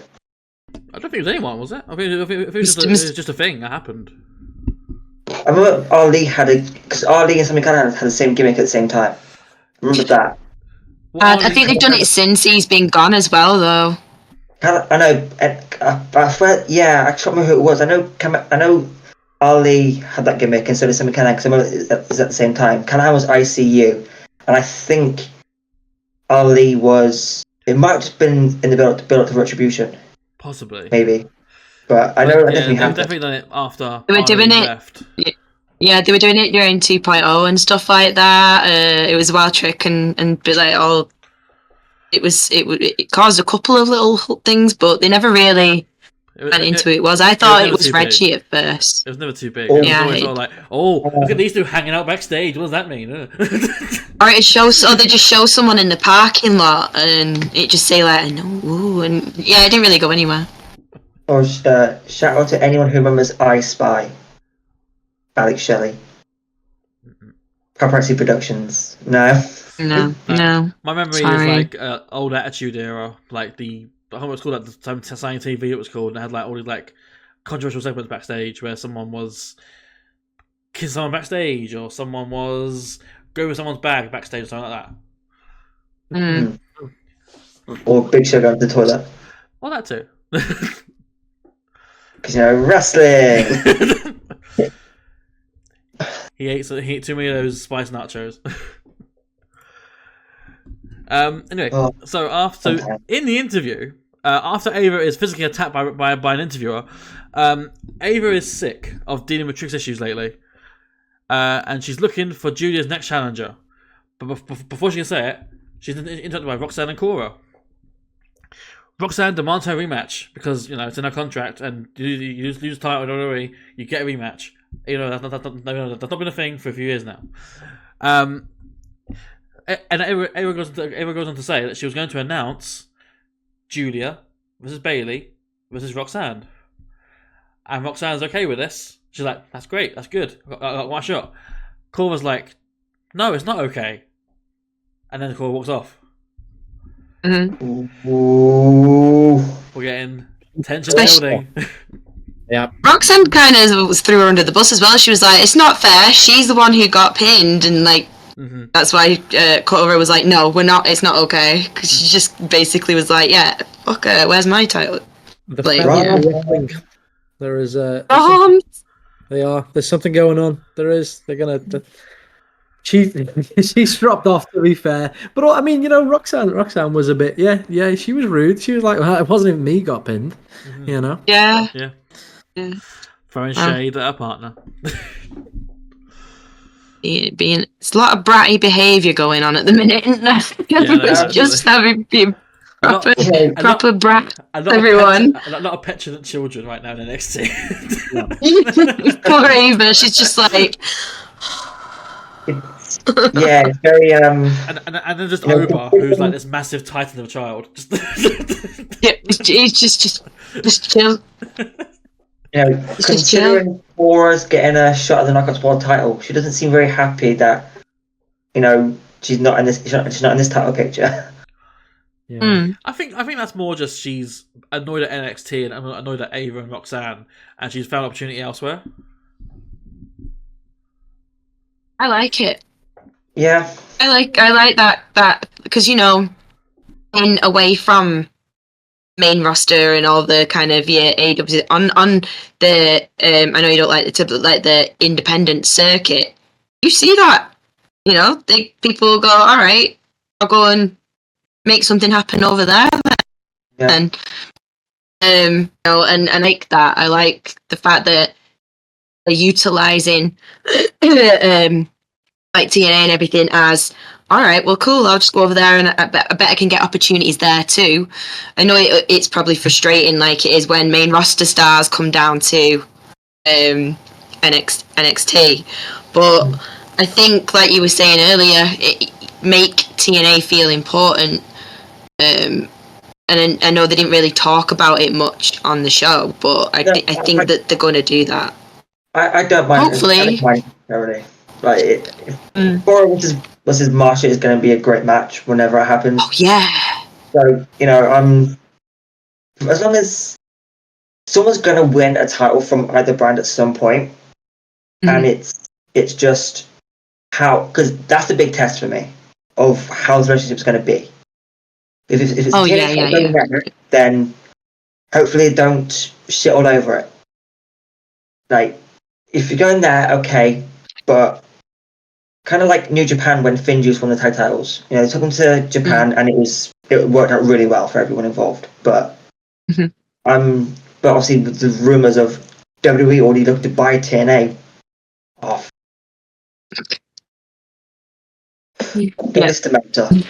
Yeah, I agree. It doesn't do anything for anyone if a WWE guy goes to TNA, beats whoever champion in an okay match and then holds the belt forever. I think the first real test of that relationship is figuring out, is this going to be a two-way, you scratch my back, I'll scratch yours, or is it just for a way to make the that NXT division look stronger over two companies? I don't know. I'd prefer a TNA wrestler to come over to NXT and win a belt first, in my opinion, because that's the tone. My biggest concern. Go ahead. Oh no, I was just going to say, I know it's completely other side of the wrestling garden, but like AEW, when they team with New Japan, I feel like they both companies feel like they very much respect each other. They see each other as like equals, and they on commentary they really kind of celebrate New Japan stars as well as their own, and then in New Japan, their commentary they do celebrate the AEW stars. So there is that. Yeah. We can see those partnerships where they elevate each other. It's doable. So hopefully that's what we get with TNA and WWE. But I completely also respect and understand the fear there, because let's be honest, the track record isn't exactly the best. They don't play well with others. No. Historically. No, like my biggest concern is going to be like the AEW relationship with TNA, where AEW used TNA like a developmental. I don't want WWE to use TNA as an extra developmental for NXT people who are not ready to put on TV yet. That's But according to Tommy Dreamer, who he signed up on this deal. Like, he was at headquarters with Triple H, Shawn Michaels, and The Rock, which is mental. But according to Tommy Dreamer, it's no one has influence over the other show. Like, it's their decisions, their booking decisions, and they just go with it. Besides, when it's their talent, then they have a little bit of a say. If it's getting too much, but I just don't want it to like AEW and Tony Khan shitting all over it, doing promos on TNA, shitting all over it, and basically just demoralizing the entire company but you can't say anything about us. That's what I don't want. What we can say about you, you can't say about us. That's what I don't want. And that's the other thing as well, like that. Yeah, you just want that kind of equal respect, don't you? Yeah. And WWE are also professional now, kind of shitting on even their own stars. While they're in it. This is what wrestling should be. Partnerships.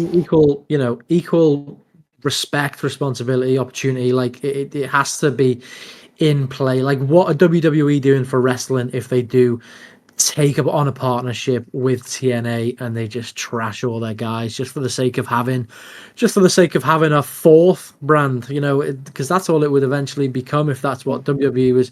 If that just becomes WWE's stomping ground, they just send guys there, do the bits, they then move on to NXT and main roster. Like, it's not, TNA need to, I think, be all over that and be like, this isn't what, we're building our own thing over here, and we have done for many years. But right now, it's definitely in a much better place. But you can't have the bigger dog come in and wipe you out, because it's not right at all.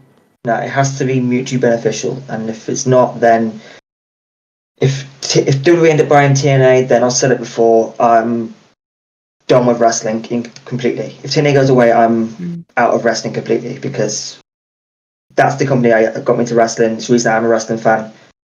So I'm just like, it was sad, because it means something I've given, just 5 years at the minute because of the podcast and stuff, but in 20 years, it would be a sad day for wrestling if that ever happened. But I'm not seeing any signs just yet. I know it's still early, but I'm not seeing any signs just yet.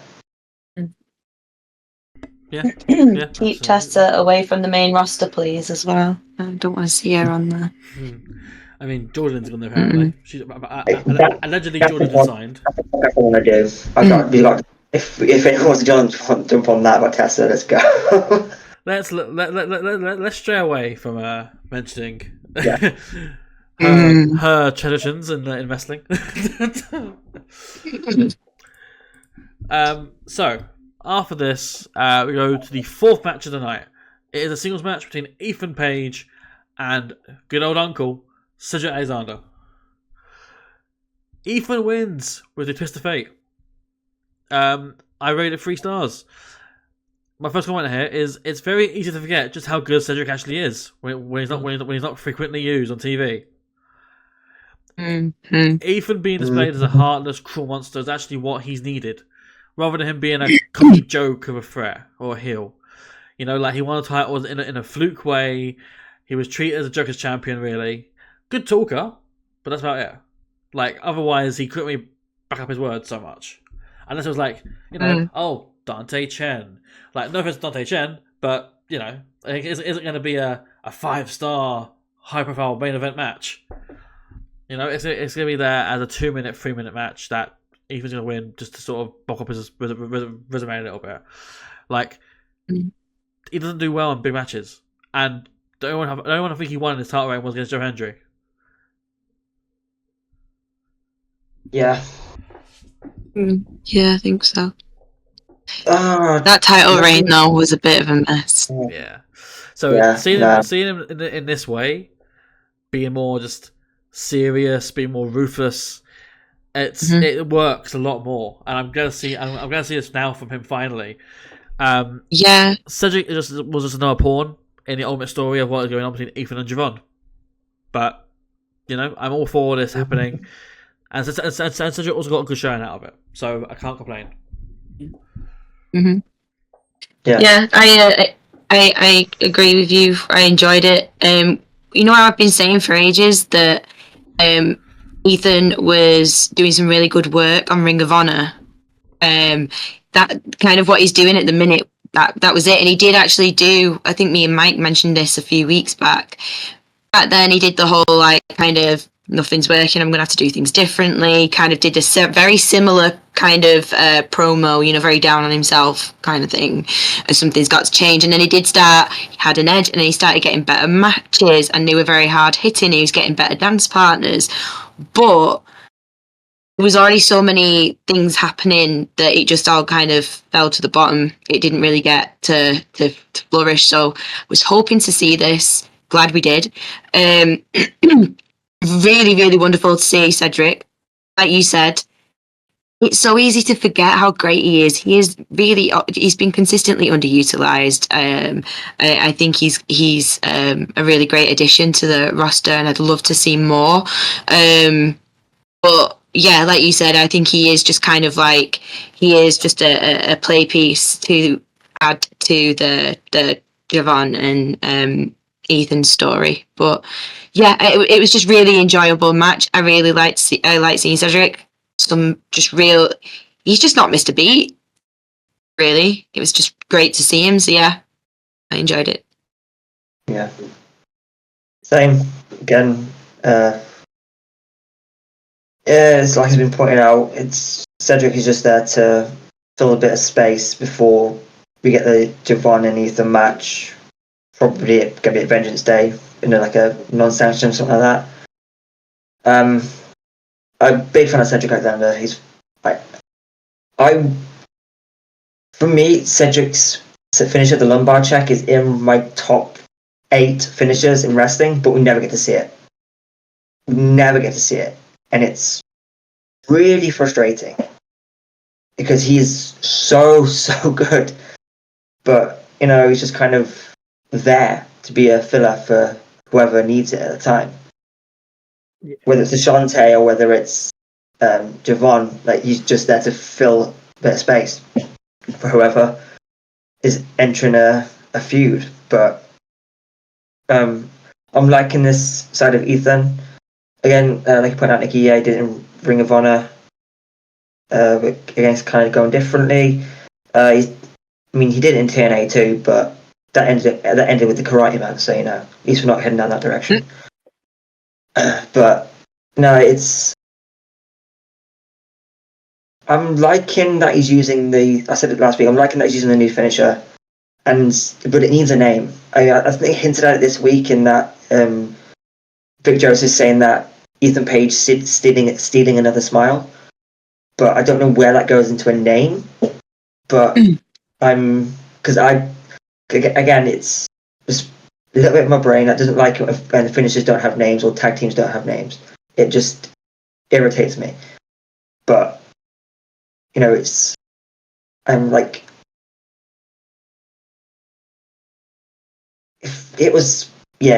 good, but it was never gonna go any other way.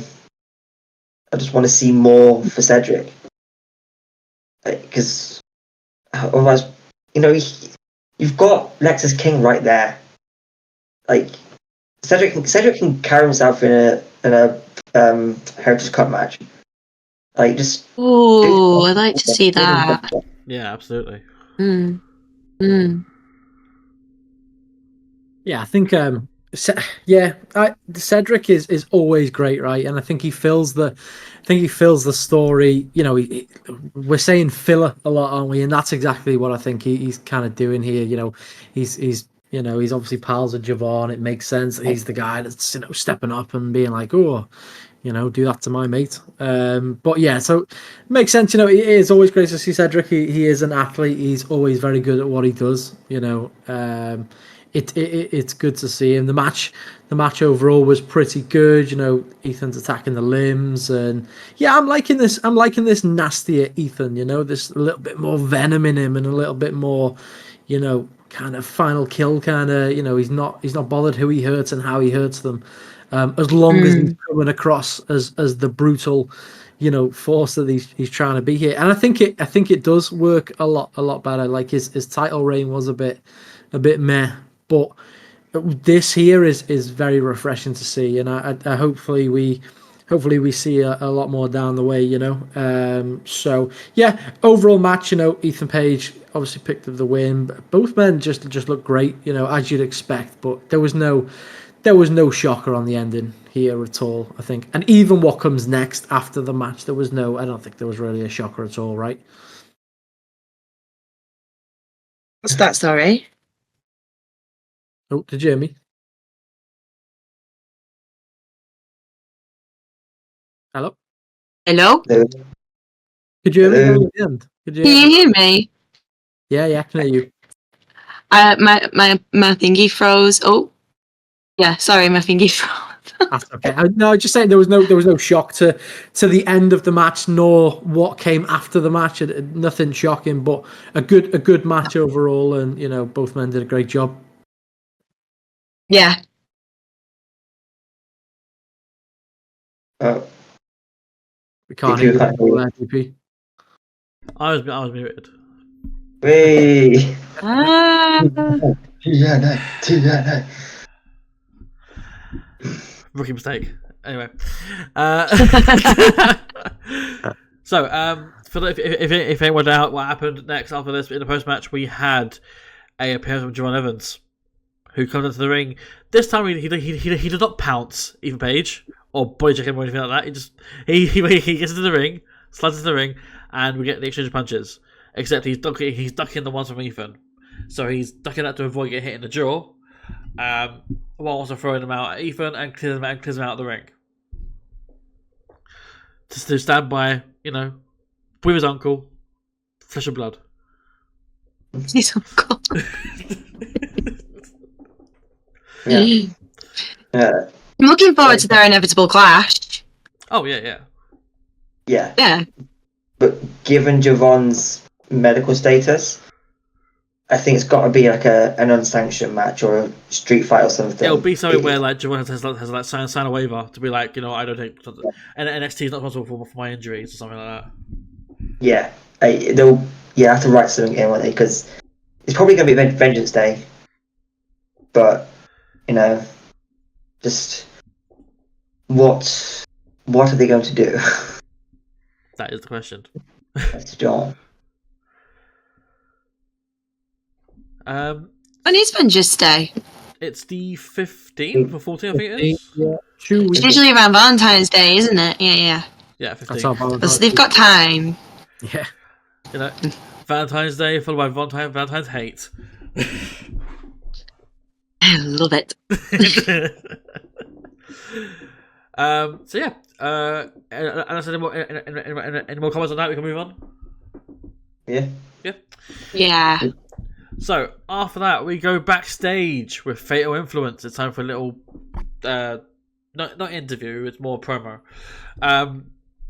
So Fallon's annoyed that she didn't get a chance to celebrate her title retention, which is absolutely fair and valid. She didn't get a chance to celebrate it as a champion should do, as per the legal code.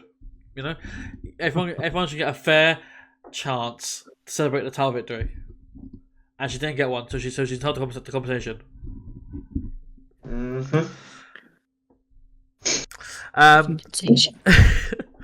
Jasmine and JC also tune in, chime in here. They agree, and there seems to be a little bit of hesitation in regards to what they're saying, because JC's sort of volunteering Fallon to face Fakir at Vengeance Day, and then Fallon in return volunteers JC to face Fakir on NXT. And both of them seem a little hesitant about wanting to face Fakir. But while also being annoyed at the other for suggesting the match in the first place. Okay. Meanwhile, Jasmine's there just like... Yes, I thought that was quite funny how she was just stood there, just smile and wave, boys, smile and wave. So yeah, as I said earlier, we are like building those tensions between Fatal Influence and potentially even a breakup from Fallon from the group, potentially. Yeah. Maybe.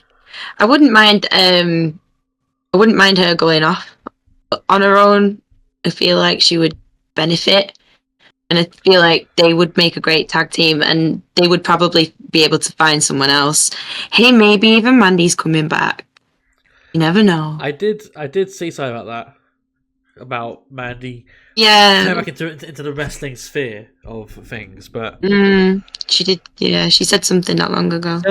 She said that Tiffany used her catchphrase, wasn't it? A couple of it's Tiffy time. Nice. Yeah, no. Every time, yeah, What was that was hers.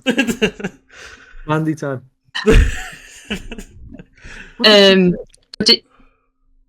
She tweeted. I think she tweeted. I can't remember. It might have been an interview. I think I sent it to you as well, DP, where she was like, "Oh yeah, I wouldn't say." I think it was kind of like a never say never kind of. Yeah. She would like to. She misses it. Yeah. They. I wouldn't blame her if she didn't though. No, it's it's very much her decision now. Like she doesn't. If she wants to, she will. But again, said it a lot, but making $1 million a month, you can kind of make your own decisions at that point. Oh yeah. So Tiffany said, "Put some respect on my name." So Mandy came out with that she was going to confront her over it. She also praised Stratton for her ability. That's it. There you go. Nice. There you go. Some respect on my name. Thank you for finding that out, Joshy. Josh. some- Josh. Whoa. Some respect. It's Josh. Put some respect on his name. Put some goddamn respect on his name. Oh no, Mandy's gonna come for me. 1 or 2 hours, that's not bad. That's not bad. So after that, we get a vignette with Josh Briggs and Yoshiki Inamura. They're chilling out backstage, talking about Briggs' time in Japan and how Inamura welcomed him in Japan as part of the M1 Noah's tournament.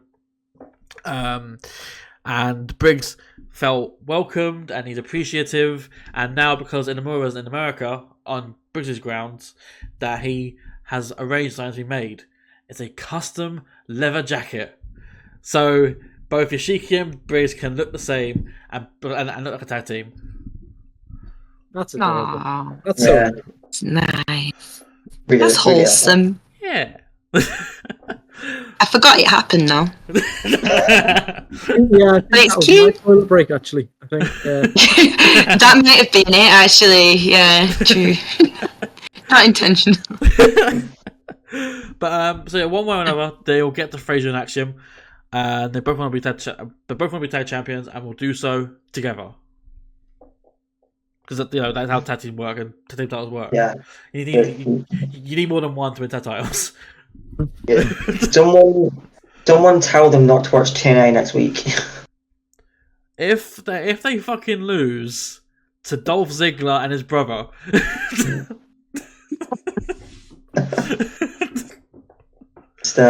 I'll be sending a strong red letter to TNA. Be some proper shit housery. Title change. That's NXT decision. That one. I do not want to see Ryan Nemeth on NXT. I know I said that I would like an NXT title to be dropped first, but not that one. I'd like to clarify, not that one. Oh, he's jinxed it. No. In fairness, I mean, if you really want to, you can find out because they are tapings. So if you really want to, you could find out. Oh yeah. So. Just letting everyone know you can find out if you want to. Why spoil it? Yeah, exactly. But I've got a feeling it would have already been spoiled. I was going to say, I I feel like someone would have said something. No. Are they live weekly now? Are they only live? They were live last week, weren't they? It's pretty much once a month they do a live episode and then tapings the day after. Oh, okay. Next live episode is going to be at Full Sail, which I'm quite looking forward to. Yeah, that'll be fun. That'll be fun. Yeah. Full Sail. So yeah, after that vignette, we go on to the fifth match and the main event of tonight's show. It is for the Women's Tag Team Championships. We have the challengers Meta-Four, Lash Legend, and Jakara Jackson taking on the champions Naomi and Bianca Belair. Also, by the way, it's great to see Bianca back in NXT. I've missed her in NXT. Yeah. Because I've not enjoyed her main stuff for the most part. Because she's better as a heel. Anyway. So Bianca and Naomi win and retain following a double KOD on Jakara. I rated this 4.25 stars. Easy match of the night for me. But, that was about to happen when you have two teams who team regularly as compared to, the opener of the show. But regardless of that, I've got a slight confession or slight repentance to make. I've been very much not on the Lash Legend train or the Lash Legend hype train as it was the past couple of years, but I've got to say I can appreciate where she's come from in regards to where she was a couple of years ago compared to where she is now. She showed up. Oh yeah. She showed up. I still think Jakara is much better and ready for the main roster more than she is, but Lash is going to get that much of appreciation from me. Lash can hold her own, basically, and is not being carried like I originally would have said about the Meta-Four team. And do I even need to speak about Naomi and Bianca? They're great already. They can't fail to do what they do. Like they know the way in and out of a ring, probably blindfolded. Like they're both really amazing at what they do, and they're great wrestlers. It was a great match and a great main event to end out the show. Yeah. It's big fan of Jakara Jackson. She's so good. And yeah, Lash showed up for this one and really showed up. It was really well paced as well. Matches don't often get credit for the pacing, but this one was really nicely paced out. Although the ending annoyed me because that was a 3. That was a 3. We've got new champions. We have got new The champions. shoulders weren't even down though. She was up. Like, that was the whole thing. The ending was a bit messy, but it didn't take away from the match that much. I mean, but when the count was made and it wasn't a 3 count, the fans got hot, which I was down for. Like, they got really up in arms about it. Like, no, that was 3. But And they let the ref know straight away. Yeah. I'm always up for that when crowds just take no shit. Like, no, that was 3. You fucked up. It was really well paced out. I mean, I'm not the biggest fan of Naomi and Bianca as a team because not because they're not really good together, because they are. It's more to do with the fact that since the debut of these tag team titles, the champions have never been an established team. They've always been 2 wrestlers thrown together who have nothing else to do, and that's it. It diminishes those tag titles when you've got actual tag teams like the Iconics, for instance. I think they held them. I can't honestly remember if they held them or not because it's been so diluted with the teams who are put together. It's Tamina with someone else, or it's Charlotte. I think it has been Tamina with someone else, or Nia Jackson someone else. It really throws me off when like when the tag teams don't have a name. Like, if you don't have a name, how can you be tag team champions? It's I mean, I'm trying to the main roster tag teams. But even so, like, Fraxium weren't called. First time I heard them being introduced as Fraxium was in TNA. Like, it's tag teams need to have an established name, in my opinion. I think we take credit for that, by the way, on this show, calling Fraxium. Yeah, it's the you heard it here first. Forget what. No, I'm a big fan of tag team wrestling, and it shouldn't have to be mentioned as much as it has been. But the fact that I've talked about it before, but the fact that you've had women opening and closing the show and a match in the middle, like, again, that's how it should be. You shouldn't have to notice it. You shouldn't have to. Oh, they did that. That's cool. It shouldn't have to be something you really notice when they do it, because it should be something you see more than once every few months. Mm-hmm. But no, I did enjoy this match. The finish, it was messy, but I was a bit gutted because I really wanted Lash and Jakara to win, and when they hit their finisher, I thought they had. They obviously got broken up. I was really rooting for them to win because I don't know, maybe because I'm not the biggest fan of Bianca Belair. And I think it's ironic how Naomi leaves the company. Sasha Banks definitely influenced that a lot more than Naomi did.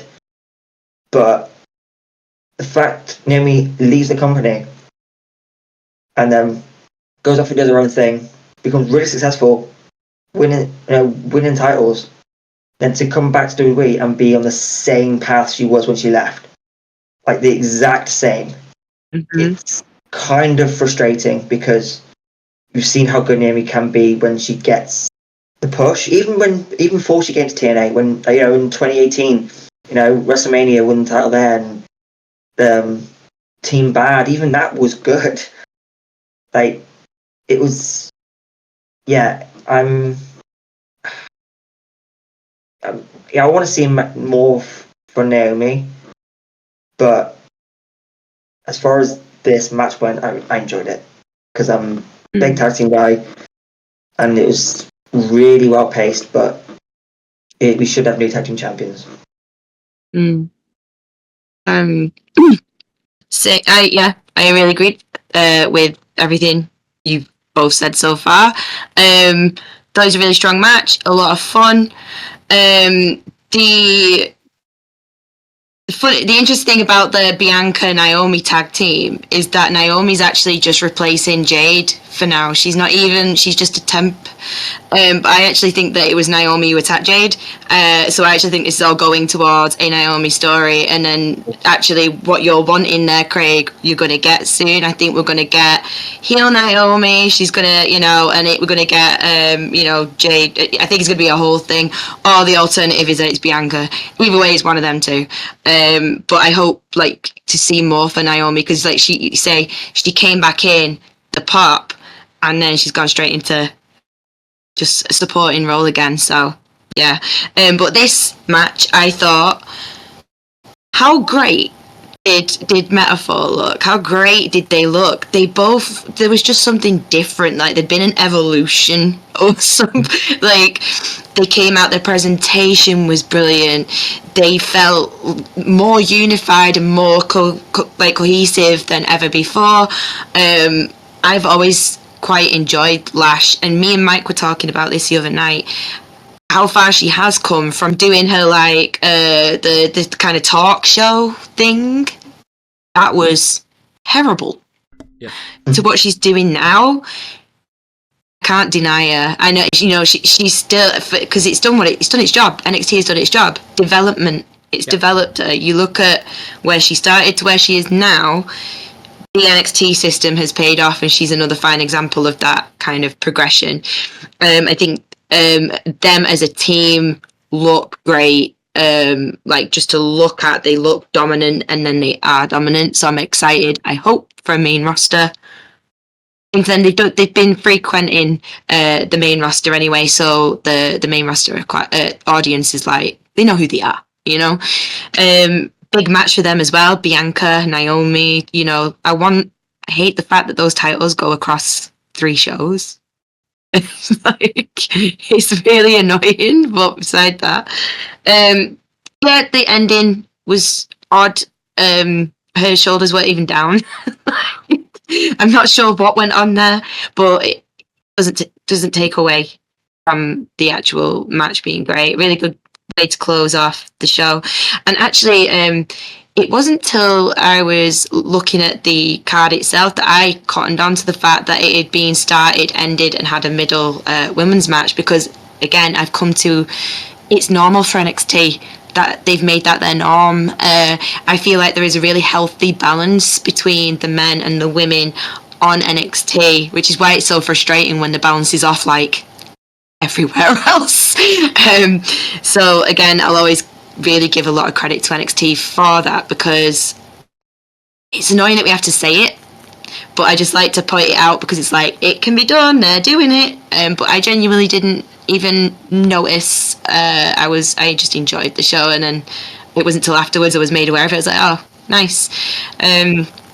But yeah, I'm excited to see what's going to happen for Metaphor. Expected the retain, but yeah, I think it was the strongest. It was my match of the night anyway. Easily. Very easily. Yes. Yeah. No, I think Lash Legend going on that developmental stuff. Yeah, she's absolutely developed. Jakara too. But when I first saw Lash Legend, the name Lash Legend itself was this is a Lash Legend. It took a while for me to really even develop into that. Just the name alone, never mind what was going on, the character and stuff. But yeah, absolute leaps and bounds. NXT doing its job. That would be a prime example of NXT doing its job. She has come on, and as a team, those two are great. They becoming, we see them bouncing between all the main roster stuff as well. But I think this is all familiarity of who this is when they eventually get the full-time call up. I do like them seeing kind of jumping around, and they're building a name massively. They're two great characters. They honestly, they look like champions. They look great. I think they look fantastic visually. I think the wrestling has come on so much better over X amount of time. The match, really enjoyed the match. I thought it was a solid match from both teams. And yeah, I think I don't think the ending ruins it at all. I don't think that it comes down to anyone having an issue at all. I think it was just, whatever. It's live television. Let's and I think just that good match either way. I'm really happy with how both teams kind of looked. And yeah, no shocker, but eventually them two are going to take the belts. They're 100% going to take the belts. Okay, it doesn't happen on NXT. Were they going to let the they're not really main roster belts, are they? If they're spread across all three, but I don't know really where they live. They just live in WWE, right? But I don't know, respectfully, if they would.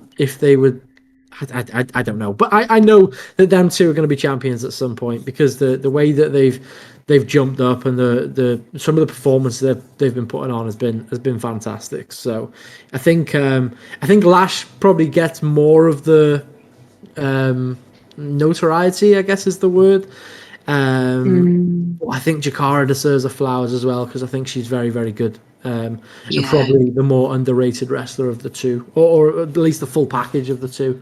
But yeah, both of them are doing a great job, and it's exciting to see. I really like watching the earlier.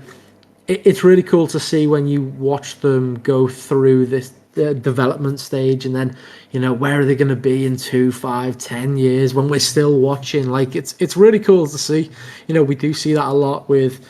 Obviously NXT is not the start for all wrestlers. We see them elsewhere and then make the switch, and it's really cool to see the development. But I think them two are going to be names to absolutely watch in the future. Yeah. So great match. Really enjoyed it. Everyone put on a show, as expected. To be fair, but I don't know if I expected them to be that good. But I thought they had a really good show in Metaphor. So yeah, great match. Yeah, absolutely. Nice. So with that in mind, that does bring an end to the show, or does it? Dun, dun, dun. So I'm not sure if you guys saw this Does or not, but there was I believe it's called a test pattern in TV and audio work, where it's like an array of colours, like the in between of a show or like a camera set or something like that. And it says NXT transmission. It gets removed and it says Vengeance Day. And that was it. And then that was the end, and then that was the end of the show. Well, you wouldn't have seen it, Nikki, because they removed it from all the feeds. Oh, was it an accident then? Because it literally might have just been a TX thing that they might have had probably might have even meant to have been a promo or an ad, right? Potentially. So at least it wasn't. And they just didn't have the slate. Just 23. They usually. Matt's one on NXT. TNA. Yeah, it just might have been an accidental TX slate. Yeah, potentially. Yeah, imagine everyone's looking into it too much and predicting who's going to turn up, and they're like, "Sorry, guys, we did not mean that. That's all. We promised." Whoops. So with that in mind, guys, who is it? I mean, The Rock. if it's not an accident, then I'm gonna go Jordan Grace. But if it is, then it doesn't matter, does it? Yeah, if it wasn't an accident, then yeah, Jordan Grace, us, The Rock. Why not? I don't even know who it If would just a bottle of tequila. SUV. 5 o'clock shadow. For me, it was the fact that you had the clicking sound of like of them erasing it and then typing it out again, typing Vengeance Day out. Ah, right. I did see. Yeah, I've yeah. not seen it at all. So okay, Yeah. no, it probably wasn't an accident then. Watch Vengeance Day. Done. Josh, No Who do you reckon? I have no Any idea. guesses? I mean, the only one I've seen is the Hardys, but it's like I don't really. Why? Why? What was it? Like, Broken Matt Hardy. So, I think Matt will be in the Rumble. I think that's as far as it goes for the Hardys in WWE until they leave TNA and come back. yeah, that's fair. So my main money is laying at Matt Hardy. Not necessarily both of them, but Matt Hardy. Because of the sound you hear, the keyboard clicking. It sounds like Matt Hardy V1. Ah, Okay. I need to go and watch it. Is it? Is anyone put a clip of it? Look into it, isn't it? It's depend if you sit there and you could probably get something out of it. If I was to predict any of the Hardys, I thought it'd be Jeff. I really did. If it was going to be any of the Hardys at all, but I thought, I mean, because Jeff was pretty vocal about wanting to be in the Rumble again. But nothing to do with Vengeance Day. So the Vengeance Day is the Rumble's been and gone by the time Vengeance Day's here. So Yeah. I think with Jeff, with Hardy's and Jeff especially, it's a bit of a bit of a flight risk to put it in a certain way.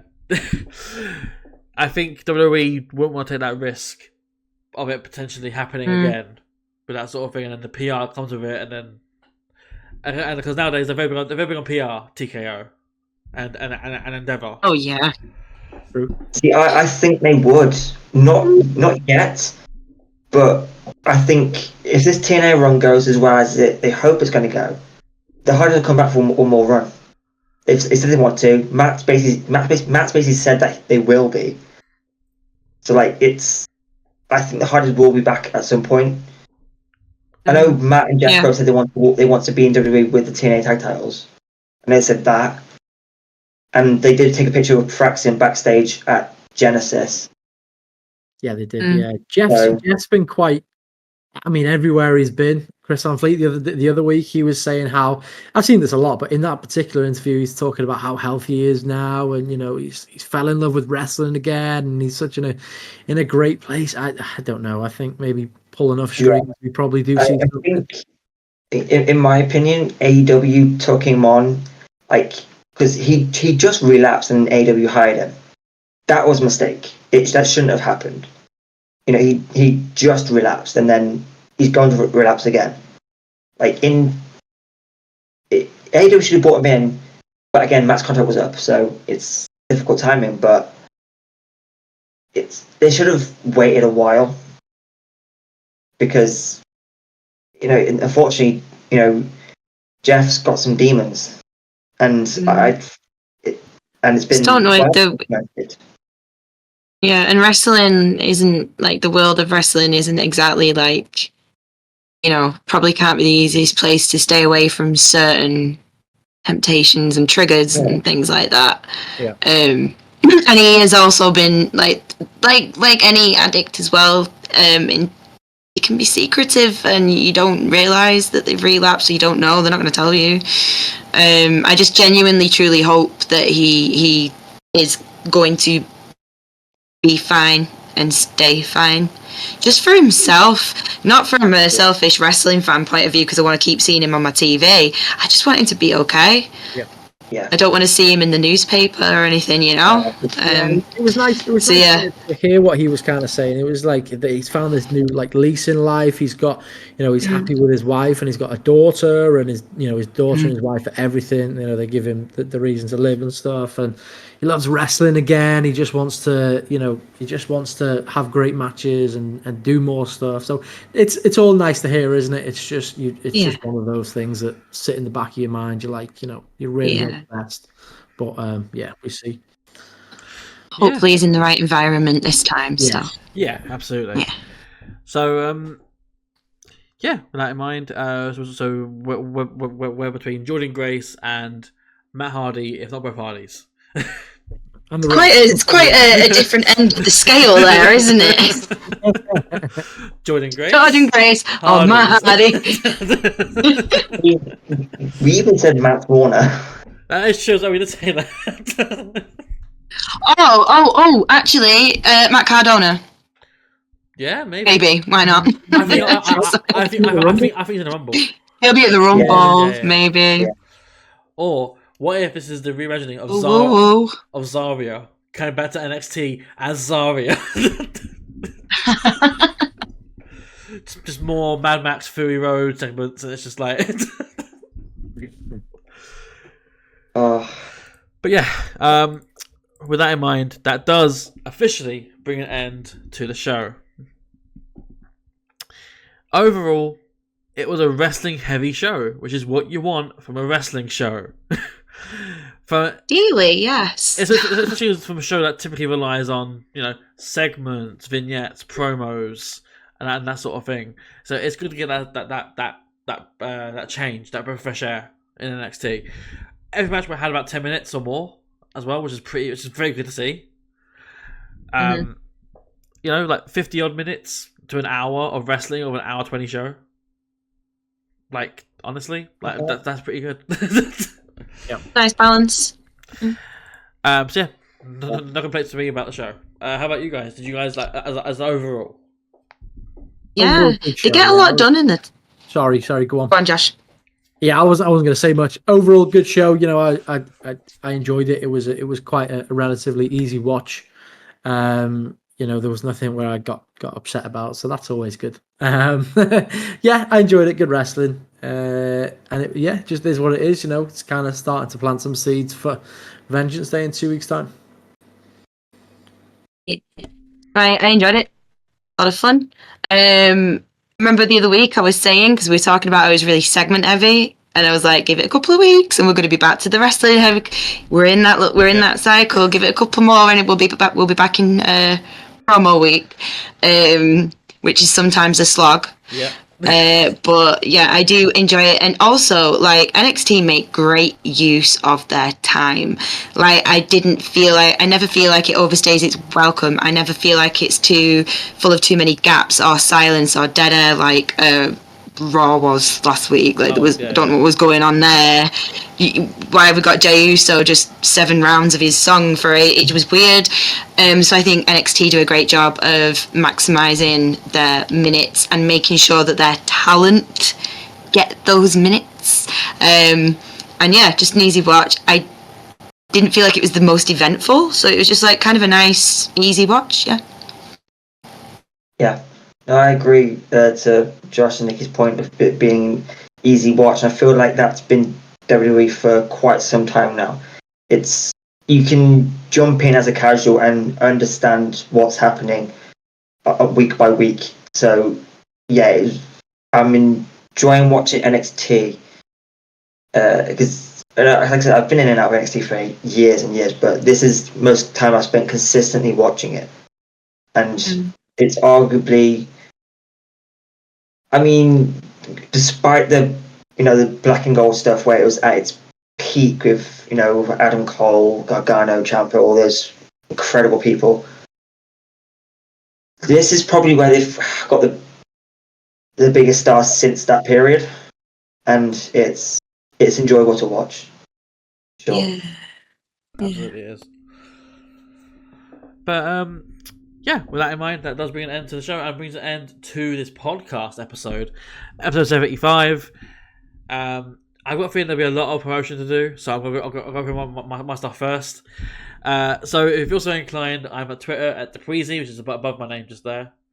And also at the bottom of the screen, you can see the outlets for other social medias, so our Instagram, Facebook, Twitter or X, and Blue Sky, which is finally updated because it used to say Twitch, and Twitch is dead. Do not believe in Twitch. It's now Blue Sky. Blue Sky is the new cool and hip thing to do, and that is me done. We'll go to the guest of today's show first. JoshhyWrestling. Is there anything that you want to promote? That's me. What do I do? Where am I? I'm on TikTok. I'm on YouTube, just posted a video on there right today, but I know this is going to come out differently. So, I mean, just go and watch it anyway. Everywhere you could, anywhere that people normally post. I'm on Twitter, YouTube, TikTok, Twitch, despite it being dead.